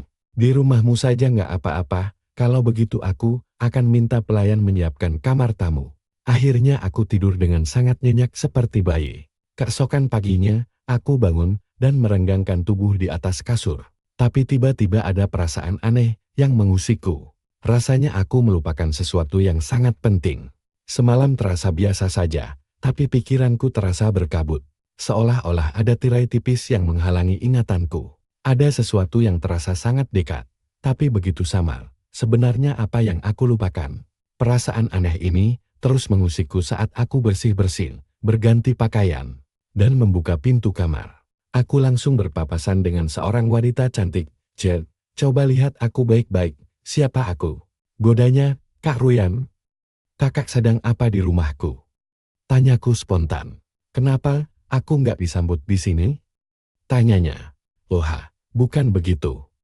Tunggu, apa kakak minum kebanyakan dan menginap di sini semalam? Kira-kira siapa ya yang sebenarnya minum kebanyakan? Dia tersenyum menyeringai. Aku mengikutinya, dahiku berkerut makin dalam. Menatap punggungnya, sebuah ingatan yang samar mulai terngiang-ngiang kembali. Sebuah suara di kepalaku terus-menerus mengulang namanya. Sebenarnya ada urusan, apa aku harus mencari Ruyan? Aku mau berangkat kuliah, katanya sambil berbalik. Meskipun semalam aku menginap di rumahmu, kamu nggak boleh mengambil kesempatan dalam kesempitan seperti ini ya. Nggak kok. Mana mungkin aku begitu. Lalu kenapa wajahmu merah? Gudanya. Apa aku benar-benar punya sesuatu yang ingin kutanyakan padanya? Apa cuci otak setelah mabuk itu benar-benar berhasil? Entahlah, dia mengedikkan bahu. Kamu mau mentraktirku makan malam, atau mau minta bantuanku? Apa aku benar-benar butuh bantuannya? Enggak, keadaanku baik-baik saja, dan aku harus cepat-cepat makan, biar nggak telat kuliah. Wanita yang baru saja menggodaku itu, sudah duduk manis, mengobrol dengan kakakku, aku pun duduk. Apa kakak kedua nggak pulang semalam? Dia pulang tengah malam, dan sekarang masih tidur, jawab pelayan. Nanti kakak yang antar biar kamu nggak telat, tawar kakak tertuaku, terima kasih. Aku terus menunduk, makan dalam diam, sementara Ruyan melirikku dari samping. Dia nggak mengatakan apa-apa lagi kan, apa semalam aku melakukan sesuatu yang aneh. Tanyaku, memangnya apa yang sebenarnya kamu ingat? Dia bertanya balik. Aku cuma ingat Kak Long Yu menyuruhku mencicipi wine-nya. Setelah itu, semuanya benar-benar blank total. Chen, apa kamu sadar kalau pingsan dan blank total setelah minum-minum itu sebenarnya masalah? Yang serius? Kakakku memperingatkan. Tunggu, apa orang normal biasanya ingat apa yang terjadi setelah mereka minum? Tanyaku bingung. Chen kecuali kalau mereka benar-benar teler. Orang normal biasanya tetap ingat kejadian semalam, jelasnya. Karena aku jarang minum dan gak pernah membahas hal ini dengan siapapun. Aku benar-benar mengira kalau blank total itu hal yang wajar saja. Mabuk cuma karena satu gelas dan langsung blank total itu nggak normal dan berbahaya. Jane, bagaimana kalau kamu minum di luar bersama orang asing lalu pingsan? Omel kakakku. Rasa panik mulai menyelimutiku. Aku janji, aku nggak akan pernah minum di luar lagi. Aku cuma mau minum di rumah, kalau ada keluarga ya. Setidaknya itu ada kemajuan, disahnya. Kita urus sisanya nanti, omong-omong. Kamu sama sekali belum menyentuh kartu yang kuberi. Uang jajanku sudah lebih dari cukup, jadi aku meninggalkannya di rumah. Chin, uang kita terlalu banyak, kalau cuma dihabiskan olehku dan kakak keduamu, katanya serius. Aku coba deh, gumamku. Kamu harus membantu kami menghabiskannya. Dark. Tepat saat itu, ponsel kakakku berdering di, "Hei, lu sulung." Itu adalah suara kakak keduaku, dulu, yang berteriak di telepon, "Kakak ini gimana sih? Kok bisa biasanya membiarkan Shen minum di depan mata sendiri di rumah kita? Kakak mencoba menyembunyikannya dariku kan? Mentang-mentang aku lagi pacaran, bukan berarti aku nggak peduli sama adikku." Kakak tertuaku langsung menutup teleponnya tanpa berkata apa-apa. Orang yang pacarnya suka merundung adikku dan suka berpesta, sampai tengah malam nggak berhak menceramahiku, gumam kakak tertuaku. Sementara itu, di tempatnya, kakak kedua Lulu menatap tajam sebuah video di ponselnya. Kepalanya berdenyut-denyut menahan amarah yang memuncak saat dia memperbesar tampilan layarnya. "Long Yu, ya? Berani-beraninya mencekoki adikku minuman. Bagus, nyalimu besar juga," geramnya. Sementara itu, Long Yu yang ketakutan setengah mati bakal dihajar oleh Pei Ruan setelah kekacauan semalam, langsung melarikan diri dari rumah kami bersama Hisei. Berencana untuk meminta maaf begitu keluarga kami sudah agak tenang. Pagi ini, dia pergi ke kantornya untuk menyelesaikan beberapa pekerjaan. "Direktur Lon, ada Nona Lu ingin menemui Anda, bawa dia ke atas sekarang juga." Nona Lu sudah datang, setelah itu, kekacauan pun pecah. "Lulu, satpam. Apa kamu sudah gila, Lulu? Berani-beraninya datang ke perusahaanku sendiri cuma buat mukulin aku. Mau mati ya?" teriak Long Yu. "Kamu yang mau mati. Berani-beraninya kamu mencekoki adikku sampai mabuk. Jangan ada yang coba-coba menghalangiku, biar aku sendiri yang menghajarnya." "Kamu gila ya, Lulu?" Tebalas Long Yu berteriak. "Kamu terlalu lama, kurang latihan. Berani-beraninya menyerbu wilayah kekuasaanku sendirian? Kalau bukan, karena Xiao Xui dan adikmu, aku sudah mematahkan tulang-tulangmu hari ini. Jangan berani-beraninya, kamu sebut-sebut nama adikku. Kenapa kamu cekoki dia minuman?" Setelah mereka berdua kelelahan, Long Yu mencoba menjelaskan. "Dengar, membuat adikmu minum memang salahku, tapi sumpah aku nggak sengaja. Aku nggak tahu kalau dia bakal bersikap kayak begitu, kalau mabuk. Aku bakal minta maaf ke adikmu nanti, oke?" "Aku juga salah, aku terlalu gegabah," gumam Lulu. "Ya sudah, kita impas. Aku memang nggak begitu menyukaimu, tapi demi Xiao Xui dan adikmu, aku maafkan kamu hari ini. Kamu sempat mendaratkan satu pukulan ekstra, jadi kita impas. Sorry ya, aku pergi dulu." "Tunggu sebentar." Long Yu menghentikannya. "Gimana bisa kamu tahu kalau aku mencekoki adikmu? Lu Zui nggak mungkin mengadu di belakangku, dan Chen kan blank total, dan nggak tahu apa-apa. Aku punya kontak Heseji, dia mengirimiku video itu pagi ini. Semalam aku bertengkar dengan pacarku, dan nggak bisa tidur.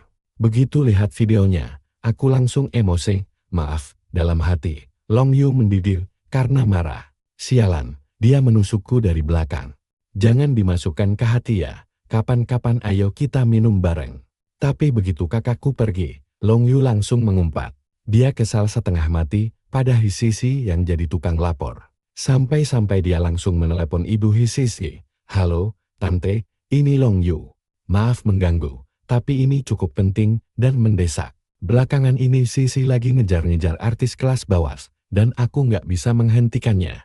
Karena aku tahu Tante nggak suka sama orang-orang di industri hiburan. Aku harus segera menelepon Tante. Tapi tolong jangan bilang kalau aku yang ngasih tahu ya, nanti dia bisa membenciku sebagai teman."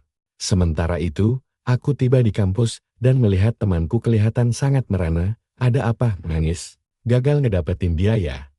Godaku, "Aduh, harusnya kemarin aku ikut kamu naik kapal pesiar saja. Biar ku beritahu, cewek itu, dia memang cantik banget. Tapi pacarnya jauh lebih ganteng dan super ramah. Dia bahkan mentraktirku makan malam dan mengantarku pulang. Ketawain aja sepuasmu, bro, tapi memang begitulah kenyataannya.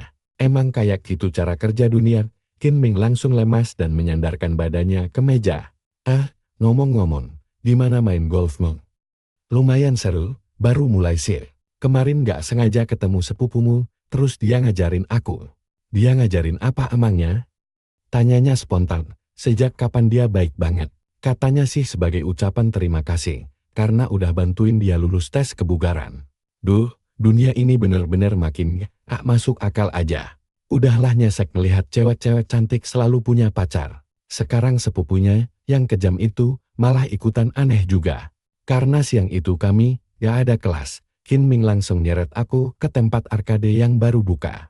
Pas lagi ke toilet, aku gak sengaja dengar ada orang yang lagi teleponan di dalam bilik toilet. Tunggu aja ya, aku gak kayak kamu, yang bisa dapat anak politisi. Cowokku ini, katanya sih kaya raya, tapi dia kayaknya gak punya duit cash buat dijajanin ke aku. Dia emang suka traktir, tapi sebenarnya gak punya duit beneran. Cuma sanggup beliin aku beberapa jam tangan doang. Pas mobilku lecet, aku harus kode-kodean lama banget cuma biar dibeliin yang baru. Itu pun dia cuma bayarin uang mukanya doang. Padahal dua cowok terakhir yang ngejar aku itu, kaya beneran dan punya pengaruh. Ujung-ujungnya aku malah dapat pewaris bokek ini. Parahnya lagi, mereka semua saling kenal, jadi aku gak bisa balik lagi ke yang lama. Ya sudahlah, sebentar lagi kami mau liburan bareng, begitu pulang, bakal langsung aku putusin. Aku belum dapat target baru nih, jadi kalau kamu tahu ada cowok kaya, kenalin ke aku ya. Aku cuma bisa berdiri matung dan dengerin dalam diam, begitu cewek itu pergi, baru aku keluar. Qin Ming yang melihat mukaku langsung muram langsung nanya, ada masalah apa? Gimana kalau sepupumu dapat pacar yang cuma ngincar hartanya, doan dan gak beneran cinta sama dia? Tanyaku, Qin Ming cuma mengedikkan bahu, yaitu sih wajar banget. Di dunia ini orang-orang emang selalu ngejar uang. Pacaran demi duit tanpa ada rasa cinta itu ya intinya cuma buat bikin dia senang aja. Lagian, orang-orang zaman sekarang kan realistis. Malah seringkali, mereka udah pasang tarif masing-masing sebelum mulai hubungan. Itu cuma transaksi yang saling menguntungkan, kan? Terus apa yang perlu dikeluhin? Hal kayak gini udah biasa banget di lingkaran pergaulan kita. Cinta sejati itu langka banget. Ujung-ujungnya cuma soal kesepakatan, kamu bikin aku senang, aku bayar kamu. Tapi tunggu dulu, Wang Hai yang kakakku jelas-jelas punya perasaan tulus, cintanya kelihatan banget. Tapi cowok itu cuma manis di bibir demi memeras uangnya. Melihat wajahku yang cemas, Qin Ming bertanya, ini tentang kakak tertuamu, atau kakak keduamu? Kakak keduaku, gumamku. Bisa tolong rahasiakan ini? Aku rasa kakakku beneran jatuh cinta sama dia. Apa aku harus kasih tahu yang sebenarnya? Jangan bilang sepatah kata pun, saran Qin Ming. Emang apa yang mau kamu kasih tahu? Gini ya, kalau cowok itu cuma ngincer duitnya, paling gak dia bisa bikin kakakmu senang. Itu masih mending daripada udah bayar mahal, tapi malah menderita. Qin Ming melihatnya dari sudut pandang yang praktis. Lagian, siapa yang tahu kapan kakakmu bakal bosan sama dia? Kalau kamu ngomong sekarang, dia malah bakal benci sama kamu. Tapi ini kan pertama kalinya, dia ngenalin pacar ke aku, desahku. Siapa yang sangka kalau cowok itu kayak gini? Aku masih merasa kasihan sama Luluk jujur ya. Kakakmu juga sebenarnya sering main-main kan? Balas Qin Ming. Aku terdiam, lalu bertanya, kalau sepupumu gimana? Dia juga kayak gitu, apa? Tiba-tiba aku kepo pengen negosipin Peiruyan. Dia pernah melihara cowok piaraan kayak gitu kan? Qin Ming merendahkan suaranya, ekspresinya langsung serius banget. Pelihara cowok. Jelas gak mungkin lah. Meskipun dia kaya raya banget. Aku curiga dia itu kayak sejenis makhluk aneh yang bukan manusia biasa. Dia gak suka cowok. Ralat dia gak suka siapapun. Dia ada benernya juga itu, kan hubungan kakakku sendiri. Dan kayaknya aku emang gak usah ikut campur. Lagian, kalau orang udah bucin setengah mati, dikasih tahu pakai logika pun, bakal percuma saja. Aku pulang naik taksi. Lulu lagi di ruang tamu sambil teleponan. Katanya, hari ini aku di rumah aja ya, kita ketemu beberapa hari lagi, yang penurut ya oke. Nanti aku transfer duit jajan. Jadi pergilah makan enak sama teman-temanmu. Qin Ming emang benar. Selama cowok itu bisa bikin dia senang, itu udah cukup. Semua orang pasti punya tujuan masing-masing kan? Chen, kesini sebentar. Nada bicaranya langsung berubah drastis dalam sekejap. Ada apa, Kat? Kok mukamu babak belur gini? Kamu habis berantem ya? Gak apa-apa kok, gumamku. Cuma lecet kecil doang. Sekarang jujur sama kakak, kenapa kamu mabuk-mabukan lagi? Kok kakak bisa tahu? Terus luka gores di mukamu itu kenapa? Cuma gak sengaja ribut sama orang mabuk di bar kok. Aku gak apa-apa. Dia yang lukanya lebih parah kok. Kan udah kakak bilang, berhenti minum-minum. Kakak tertua udah ceramahin aku kok. Mulai sekarang, aku cuma bakal minum di rumah aja. Aku gak bakal nyentuh alkohol setetes pun lagi di luar rumah. Dan Acen, kamu juga gak boleh minum di rumah. Paham? Minimal, kakak harus ada di sebelahmu kalau kamu mau minum. Kalau gak, siapa yang bakal jagain kamu? Kak, kamu sayang banget ya sama pacarmu? Iya dong, dia itu lembut dan baik banget. Kakak banget pokoknya. Kakak beneran cinta banget sama dia. Kamu harus sering-sering main sama dia, biar lama-lama kamu juga suka sama dia. Yang penting kakak bahagia, perasaan kakak nomor satu kok. Oh iya, kakak nyembunyiin luka-luka ini, karena takut dia khawatir ya. Makanya kakak sengaja ngehindarin dia. Iya, dia itu sayang banget sama kakak. Dia pasti sedih banget kalau ngelihat kakak kayak gini. Dia bener-bener udah bucin akut, keadaan ini udah gak bisa diselamatin lagi. Aku kan berani dan kuat, jadi gak bakal nangis kok. Aku mulai mengobati luka-lukanya. Gak usah nyindir gitu Den, Acen. Sementara itu, kakak tertua kami, Gluzul, menelepon untuk memberitahu kalau dia ada jamuan makan malam bisnis dan menyuruhku makan yang kenyang. Di meja makan, Lulu terdengar sinis banget. Baru juga kakak cuekin beberapa hari. Si bos lu udah langsung ambil kesempatan buat sok perhatian, jadi kakak yang baik. Licik banget ya. Kita kan keluarga, kok ngomongnya gitu Sin. Kakak tertua sebenarnya baik kok. Kemarin-kemarin aku aja yang terlalu kekanak-kanak AN. Aku baru sadar kalau aku mulai membela kakak tertua kami. Beberapa hari lagi kakak mau liburan bareng Hayang. Kamu luangin waktu Gin buat ikut kamin aku. Mengingat obrolan yang gak sengaja ku dengar di toilet tadi. Aku sempat tertegun sejenak sebelum akhirnya cepat-cepat menguasai diri. Enggak deh, sebentar lagi aku mau ujian, jadi harus belajar giat. Kakak pergi aja tanpa aku, tapi ingat janji kakak ya. Gak boleh ke gunung bersalju, dan sama sekali gak boleh main ski. Aku udah sering ngingetin dia soal ini sejak kami masih kecil. Menyuruhnya untuk selalu menjauh dari gunung bersalju, dan jangan pernah main ski. Lagian, Hayang bilang dia pengen pergi ke Hawaii. Di sana kan gak ada salju sama sekali. Janji ya, janji kelingking. Kekanak-kanakan banget sih. Sementara itu, begitu Qin Ming sampai di rumah, dia mendapati Pei Ruyan sedang duduk di ruang tamunya. Dia pun langsung mengendap-endap, mencoba menyelinap masuk ke kamarnya seperti seorang pencuri. Kamu ini, makin gede kok makin gak sopan ya. Ada sepupumu di sini, tapi kamu malah gak nyapa sama sekali. Habis kelayapan dari mana kamu? Orang tuanya mengomel, memaksa Qin Ming untuk duduk. Cuma main sama teman sekelas kok, gak kemana-mana. Sama siapa? Acen, kalian ngobrolin apa aja? Orang tua Qin Ming merasa interogasi yang tiba-tiba ini agak aneh. Tapi mereka tetap diam saja. Sepupumu lagi nanya sama kamu tuh. Qin Ming mengingat kembali obrolan kami sebelumnya dan memilih bagian yang aman untuk diceritakan.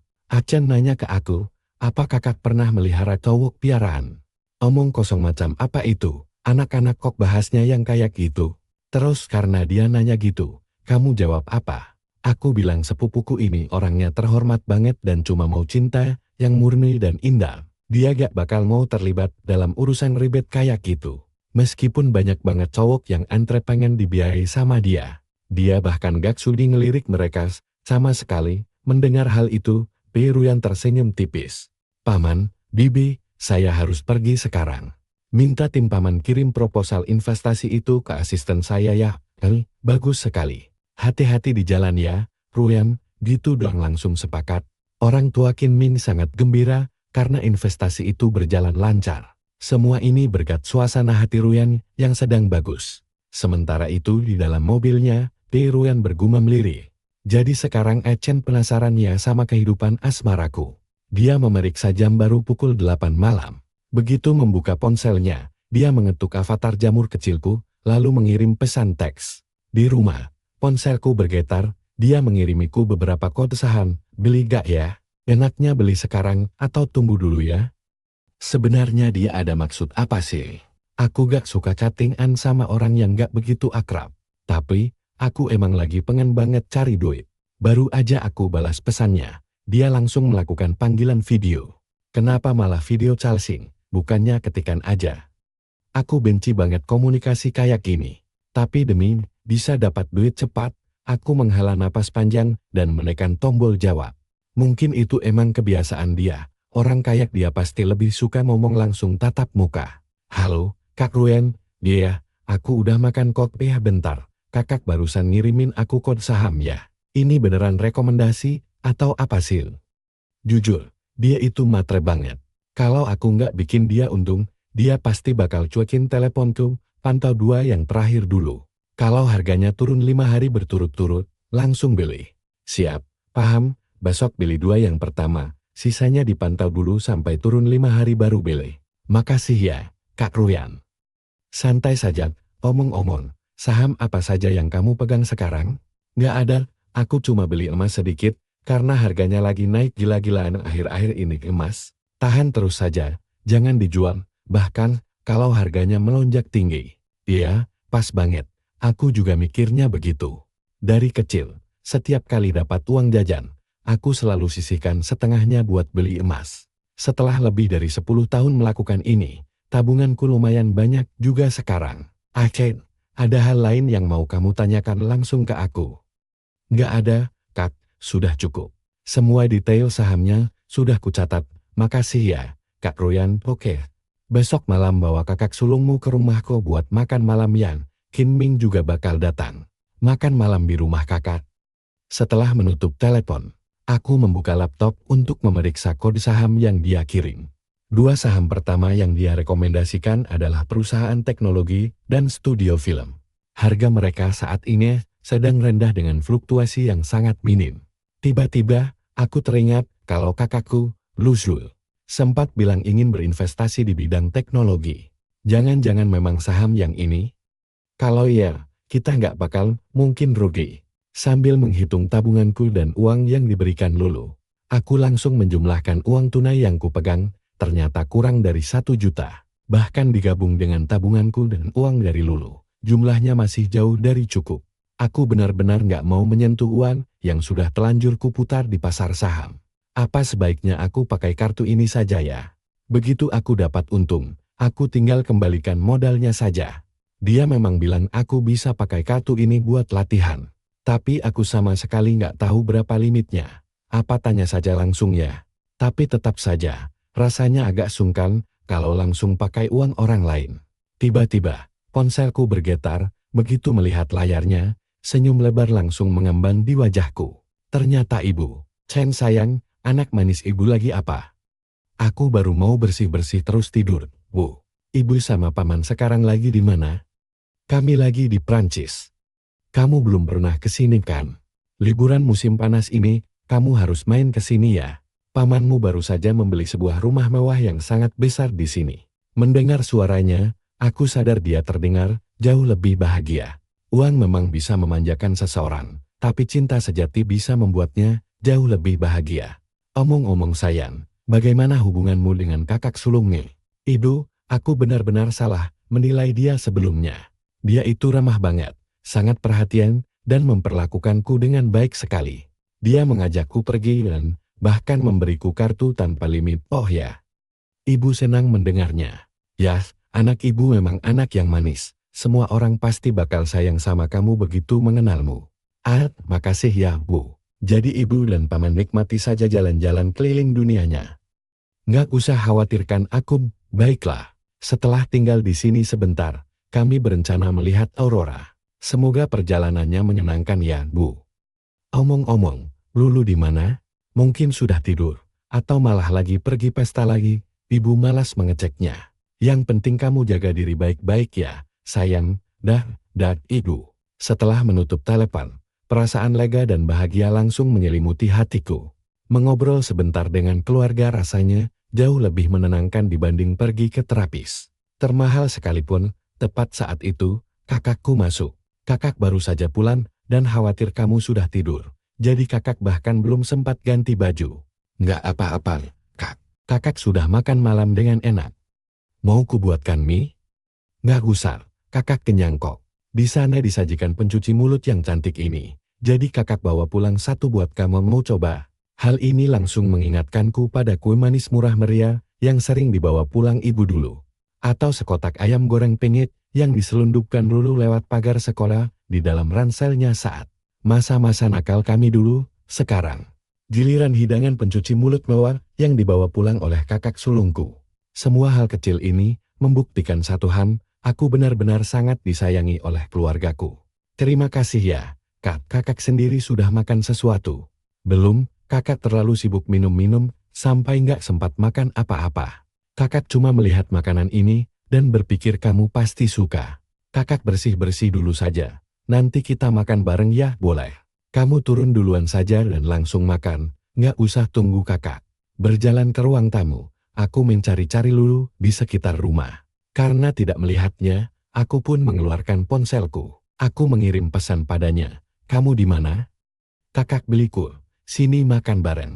Dia membalas, aku lagi main sama Hayan.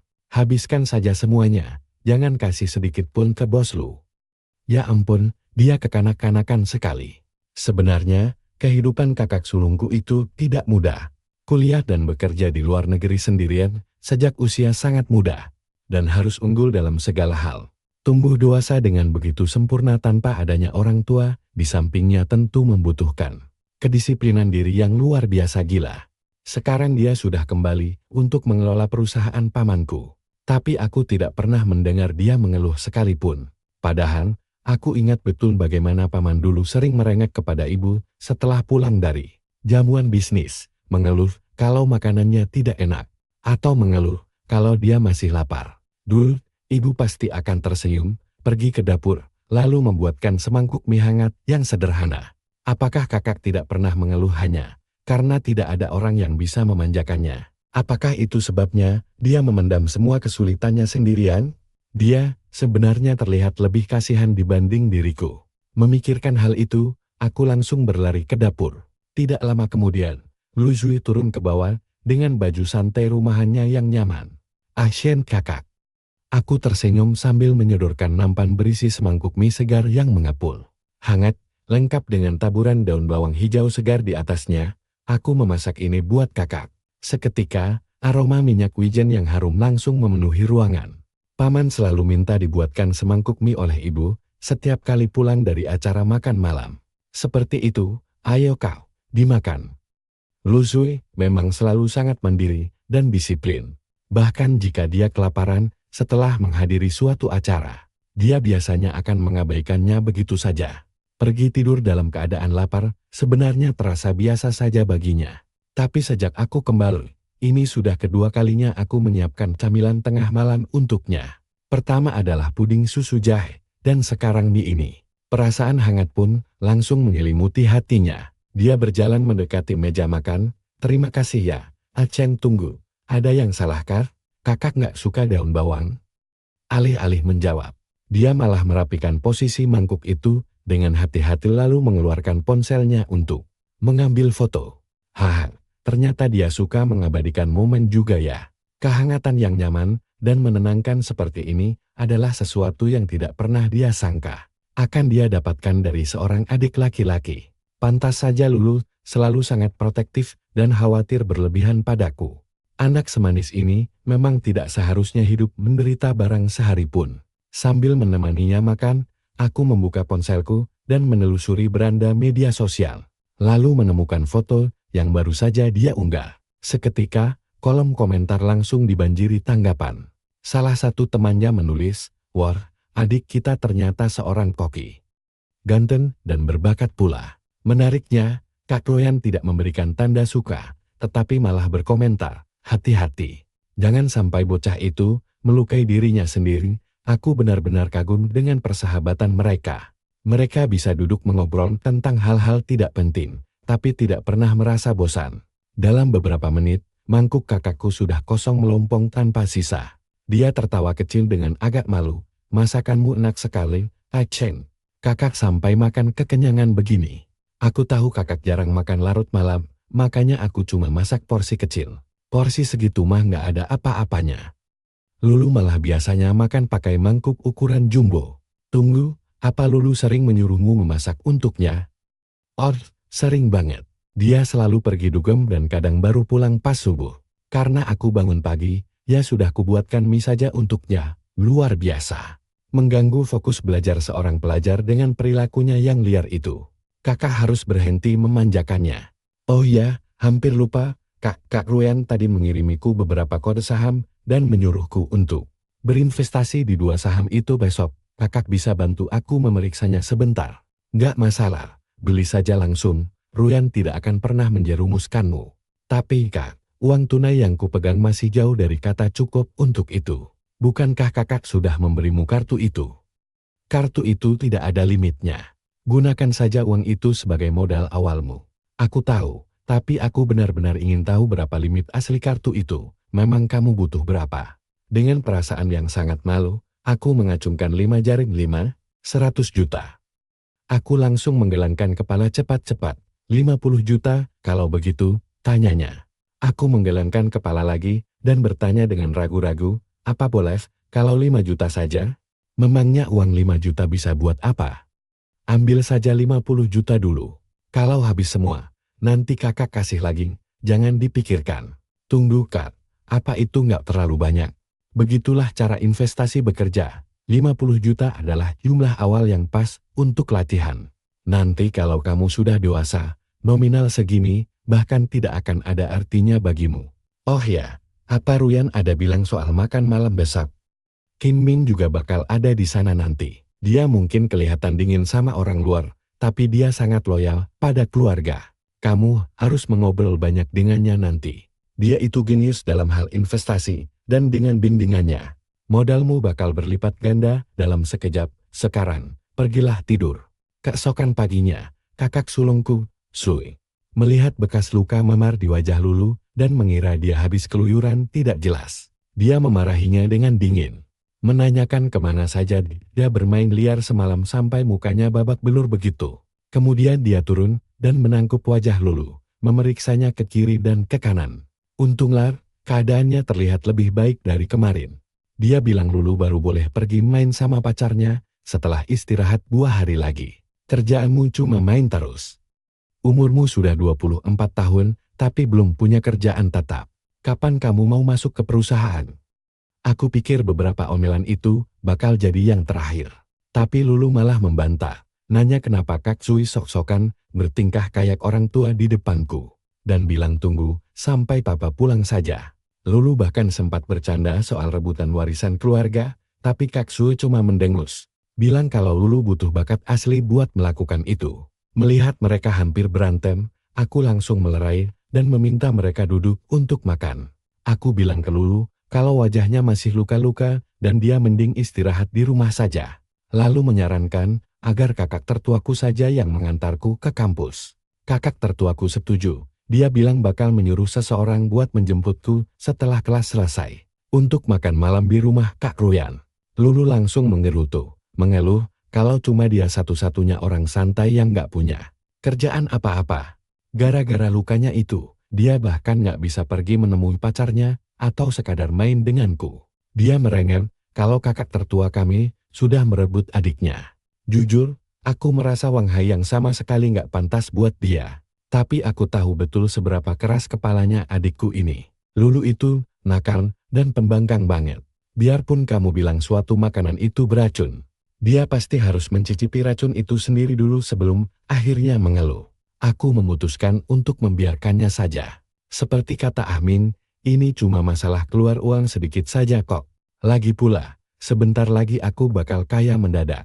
Dulu kakak-kakakku yang merawatku, tapi di masa depan, akulah yang akan menafkahi mereka. Sambil bercanda aku bilang ke Lulu, kalau aku lagi berusaha mengambil hatinya, karena hari ini, kakak tertua kami sedang merebutku darinya. Kakak tertua kami, Blue Zul, berdiri di dekat pintu sambil memperhatikanku menghibur Lulu. Aku menyuruh Lulu untuk nurut, makan yang benar, dan ingat buat mengoleskan obat di mulutnya yang memar. Mendengar kata-kataku, Lulu tampak agak ceria kembali. Wajahnya yang memar tampak sedikit lebih cerah. Dan dia dengan bercanda mengusirku, agar aku nggak telat. Pas melihat rambutnya, aku sadar kalau akar rambut hitamnya sudah mulai kelihatan. Jadi aku menyarankan dia untuk mencat ulang atau coba warna baru saja. Lulu tersenyum dan bertanya apa dia sebaiknya mempertahankan warna ini saja karena adiknya paling suka warna ini. Aku tersenyum, melambaikan tangan, lalu buru-buru pergi bersama kakak tertuaku. Tahu kalau jalanan bakal macet parah kalau kami menunda lebih lama lagi. Tepat saat itu, ponselnya berdering, ternyata dari Wang Hayan. Lulu langsung menjawabnya dengan antusias. Bilang kalau dia kangen berat dan semalam nggak bisa tidur. Aku tahu Wang Hayan kemungkinan besar nggak tulus sama dia.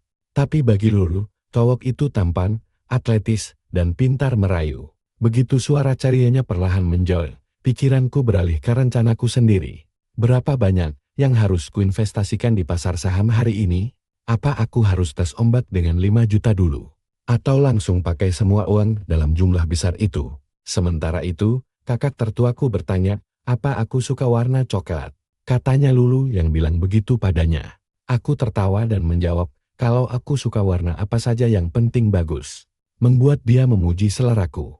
Di tengah perjalanan, aku bertanya ke kakak tertuaku, apa Kak Ruyan jauh lebih hebat dibanding dirinya? Kakak mengangguk dan menjelaskan, kalau Ruyan memang luar biasa. Dan keluarga Pi yang terpandang itu, punya latar belakang yang kuat dengan melahirkan sosok jenius.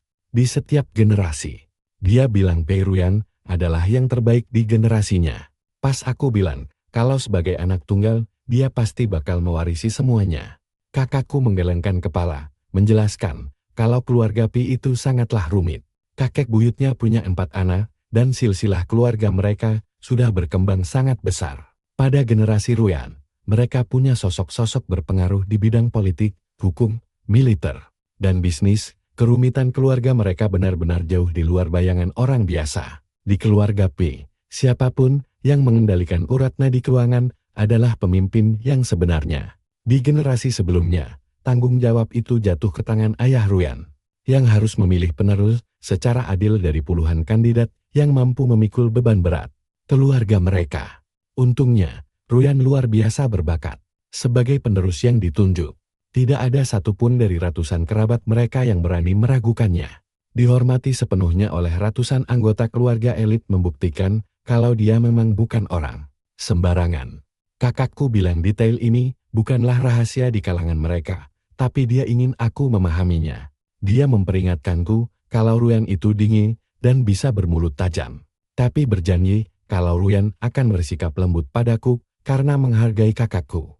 Dia meminta jadwal kelasku, berjanji akan mengirim asistennya kalau dia terlalu sibuk untuk menjemputku sendiri. Aku melambaikan tangan saat dia pergi. Hatiku terasa sangat hangat melihat betapa dia sangat memedulikanku. Sambil memandangi mobilnya yang menjauh, aku berbalik ke arah kampus. Pikiranku sudah dipenuhi bayangan investasi saham yang akan datang. Uang 50 juta yuan yang dia percayakan kepadaku adalah jumlah yang sangat besar. Sebuah tanggung jawab yang luar biasa. Aku tahu uang ini adalah bentuk kepercayaan dan dukungan mutlak darinya. Ini bukan sekadar pinjaman, ini adalah tiket emasku untuk menjamin masa depan kami. Aku bertekad untuk memanfaatkan kesempatan ini dengan serius dan tidak akan mengecewakannya. Setelah kelas soreku selesai, aku dapat pesan dari Lu Zui yang bilang kalau dia sedang ada urusan mendadak, tapi sudah mengirim asistennya untuk menjemputku. Begitu melangkah keluar dari gerbang kampus, aku melihat mobil sedan hitam yang mewah sudah menunggu di pinggir jalan. Asisten itu membukakan pintu dengan sopan. Belakangan, pas makan malam di kediaman keluarga Pei, aku terus merasakan tatapan aneh yang tertuju padaku. Tapi aku terlalu kepikiran soal pasar saham sampai nggak begitu peduli. Sesampainya di rumah, aku menyalakan laptop untuk mempelajari kode-kode saham yang dikirim oleh Pei Ruyan. Aku memutuskan untuk mempercayai sarannya dan langsung berinvestasi begitu pasar saham dibuka. Keesokan paginya, selama beberapa hari berikutnya, aku memantau pergerakan grafik saham tanpa lengah sedikit pun. Untungnya, kedua saham tersebut berkinerja jauh lebih baik daripada yang kuharapkan. Terus merangkak naik. Melihat keuntunganku terus bertambah, aku merasa sangat lega karena telah mengikuti sarannya. Tapi, di saat investasiku sedang meroket, Hubungan Lulu dengan Wang Haiyan justru hancur berantakan. Setiap kali dia pulang ke rumah, penampilannya terlihat makin memprihatinkan. Bahkan ada luka memar baru di tubuhnya. Aku tahu bajingan itu berbahaya dan bukan orang yang tepat untuk diajak membangun masa depan. Tapi Lulu tampaknya benar-benar terjebak dalam cengkeraman toksiknya dan gak bisa lepas. Lalu, suatu malam Lulu pulang ke rumah dengan keadaan yang benar-benar hancur. Rasanya aku ingin menghabisi bajingan itu atas apa yang telah dia lakukan padanya. Sambil duduk di sampingnya, aku bertanya dengan lembut, apakah dia baik-baik saja. Dia mencoba memaksakan senyum tipis, mengaku kalau nggak ada apa-apa. Dia beralasan kalau cuma kecapekan kerja, tapi aku tahu jelas kalau dia bohong. Aku tahu dia nggak butuh nasihat saat ini.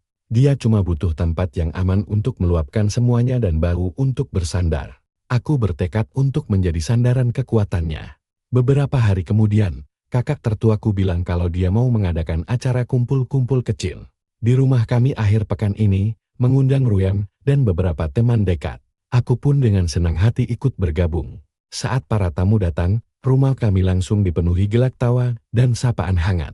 Ruyan terlihat sangat menawan mengenakan gaun biru muda yang anggun. Begitu melihatku, dia tersenyum dan memuji penampilanku yang terlihat rapi dan keren. Terima kasih, Kak Ruyan, jawabku sambil merasa agak tersipu. Saat kami berkumpul, teman-teman mulai saling bercerita tentang pengalaman liburan mereka yang seru, yang berujung pada saling ledek soal siapa yang paling melebih-lebihkan petualangan mereka. Acaranya sukses besar, semua orang terlihat sangat ceria. Apalagi saat Ruyan menyajikan babi kecap andalannya sendiri. Aku mencobanya sedikit dan memuji masakannya. Lalu dia dengan hangat menyuruhku untuk makan sepuasnya. Biar makin seru, ada yang mengusulkan buat main game seru-seruan dengan hukuman ringan bagian. Kalah, sialnya, aku kalah dan harus menyanyikan sebuah lagu. Dengan gugup aku memperingatkan semua orang kalau suaraku itu jelek banget. Ya sudah, pasrah saja Der. Semua orang bertepuk tangan dan meladek kalau aku menyanyi dengan penuh penghayatan. Setelah acaranya selesai, kakak tertuaku memintaku untuk mengantarkan Ruyan ke mobilnya karena dia parkir lumayan jauh dari rumah kami. Sambil berjalan, Ruyan bertanya bagaimana kuliahku sejauh ini. Aku bilang kalau aku bisa mengikutinya dengan baik dan bahkan mulai belajar fotografi. Dia menatapku dengan hangat, memuji ketekunanku dan menyemangatiku untuk terus maju. Aku berterima kasih padanya dan berjanji akan belajar dengan giat. Dia menyuruhku masuk ke dalam rumah, bilang kalau kami bisa lanjut mengobrol lewat chat nanti. Setelah melambaikan tangan padanya, aku langsung pergi ke kamar dan menjatuhkan diri ke kasur. Sambil tersenyum mengingat malam yang luar biasa itu. Kakakku dan Ruyan benar-benar sangat mendukungku, membuatku merasa beruntung sekali. Di hari-hari berikutnya, aku membagi waktuku antara belajar giat dan terus memantau investasi sahamku yang kian berkembang. Aku tahu kesuksesan ini gak akan mungkin terjadi tanpa bimbingan mereka. Tapi tepat di saat hidupku mulai membaik, hubungan Lulu malah hancur lebur sampai ke titik terendah.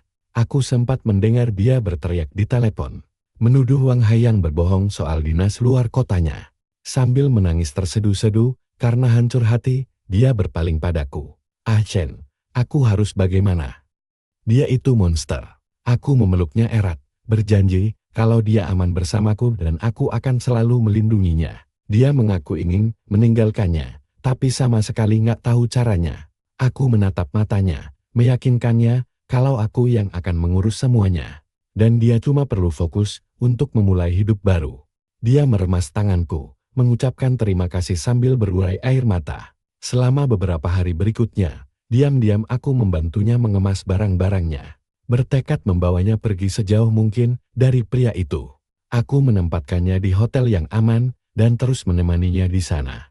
Memberikan semua dukungan yang kubisa, perlahan-lahan, semangatnya mulai kembali. Dengan rasa percaya diri yang telah pulih, dia menatapku dan menyatakan kalau dia siap untuk memulai hidup baru. Sejak saat itu, Ruyan dan aku jadi makin dekat dari sebelumnya. Dia selalu ada untukku, menjadi pelindung terkuatku. Lalu dia bertanya, "Ah Chen, akhir pekan ini main ke tempatku yuk. Cuma berdua saja, biar aku yang masak ya. Nanti kita bisa ngobrol berdua saja." Aku sempat ragu, tapi akhirnya mengiyakan. Saat makan malam, Dia tersenyum manis. Ah Shen, aku benar-benar kagum sama kerja keras dan tekadmu. Jangan pernah kehilangan semangat itu, ya. Aku tersenyum sambil menatap matanya. Terima kasih, Kak Ruyan, aku janji gak akan pernah menyerah. Aku akan berjuang keras. Tiba-tiba, tatapan matanya melembut. Ah Chen, aku benar-benar menyukaimu. Jantungku langsung berdegup kencang. Kak Ruyan, aku juga menyukaimu. Ah Shen, aku mencintaimu, aku juga mencintaimu. Sejak hari itu, kami jadi tak terpisahkan, melewati setiap momen indah bersama. Selamat pagi, cantik. Dia benar-benar memperlakukanku layaknya seorang raja. Selamat pulang, supnya masih hangat, loh. Terima kasih. Hingga beberapa bulan kemudian, dia tiba-tiba datang ke tempatku dengan napas yang terengah-engah. Ah Shen, ayo kita menikah. Aku terbelalak, benar-benar terkejut. Kak Ruyan, kakak serius dengan ucapan ini. Dia langsung menggenggam erat tanganku. Ah Chen, aku sangat mencintaimu. Aku ingin kita terus bersama selamanya. Aku juga mencintaimu, Kak. Aku siap. Di saat itulah, dia mengeluarkan sebuah kotak peluru kecil dan membukanya. 2 cincin berlian tampak berkilau di dalamnya. Ah Chen, maukah kamu menikah denganku? Iya. Beribu kali iya. Dia langsung memelukku dengan sangat erat. Aku mencintaimu, Ah Chen, kita pasti akan bahagia selamanya. Begitu saja, hubungan kami resmi berlanjut ke jenjang pertunangan. Hari-hari kami pun dilewati dengan penuh kemesraan, saling mendukung di setiap langkah. Setelah pernikahan, kami mulai membangun kehidupan impian kami bersama-sama. Kami berinvestasi bersama, mengelola keuangan, dan melihat hidup kami menjadi lebih baik dari hari ke hari. Rasa cinta kami pun tumbuh semakin dalam. Di tengah keheningan malam, aku sering mengenang kembali perjalanan yang telah kami lalui. Mengingat setiap detiknya, setiap kenangan, entah itu manis maupun pahit, adalah harta karun paling berharga dalam hidupku. Dan aku sadar, semua ini tidak akan pernah terwujud tanpa kehadiran kakak-kakakku, tanpa Ruyan, ataupun tanpa dukungan dari orang-orang di sekitarku. Aku bukan lagi anak kecil yang kesepian dan tak berdaya. Sekarang, aku sudah memiliki keluarga hangat, sahabat-sahabat yang setia, dan kehidupan yang benar-benar kucintai. Dan yang paling kusyukuri, aku memiliki seorang istri yang sangat menyayangiku. Sama seperti aku menyayanginya, inilah takdir yang sesungguhnya. Sebuah anugerah yang luar biasa indah. Aku akan menikmati setiap detik berharga ini. Bersama-sama, kami akan melangkah menuju keabadian.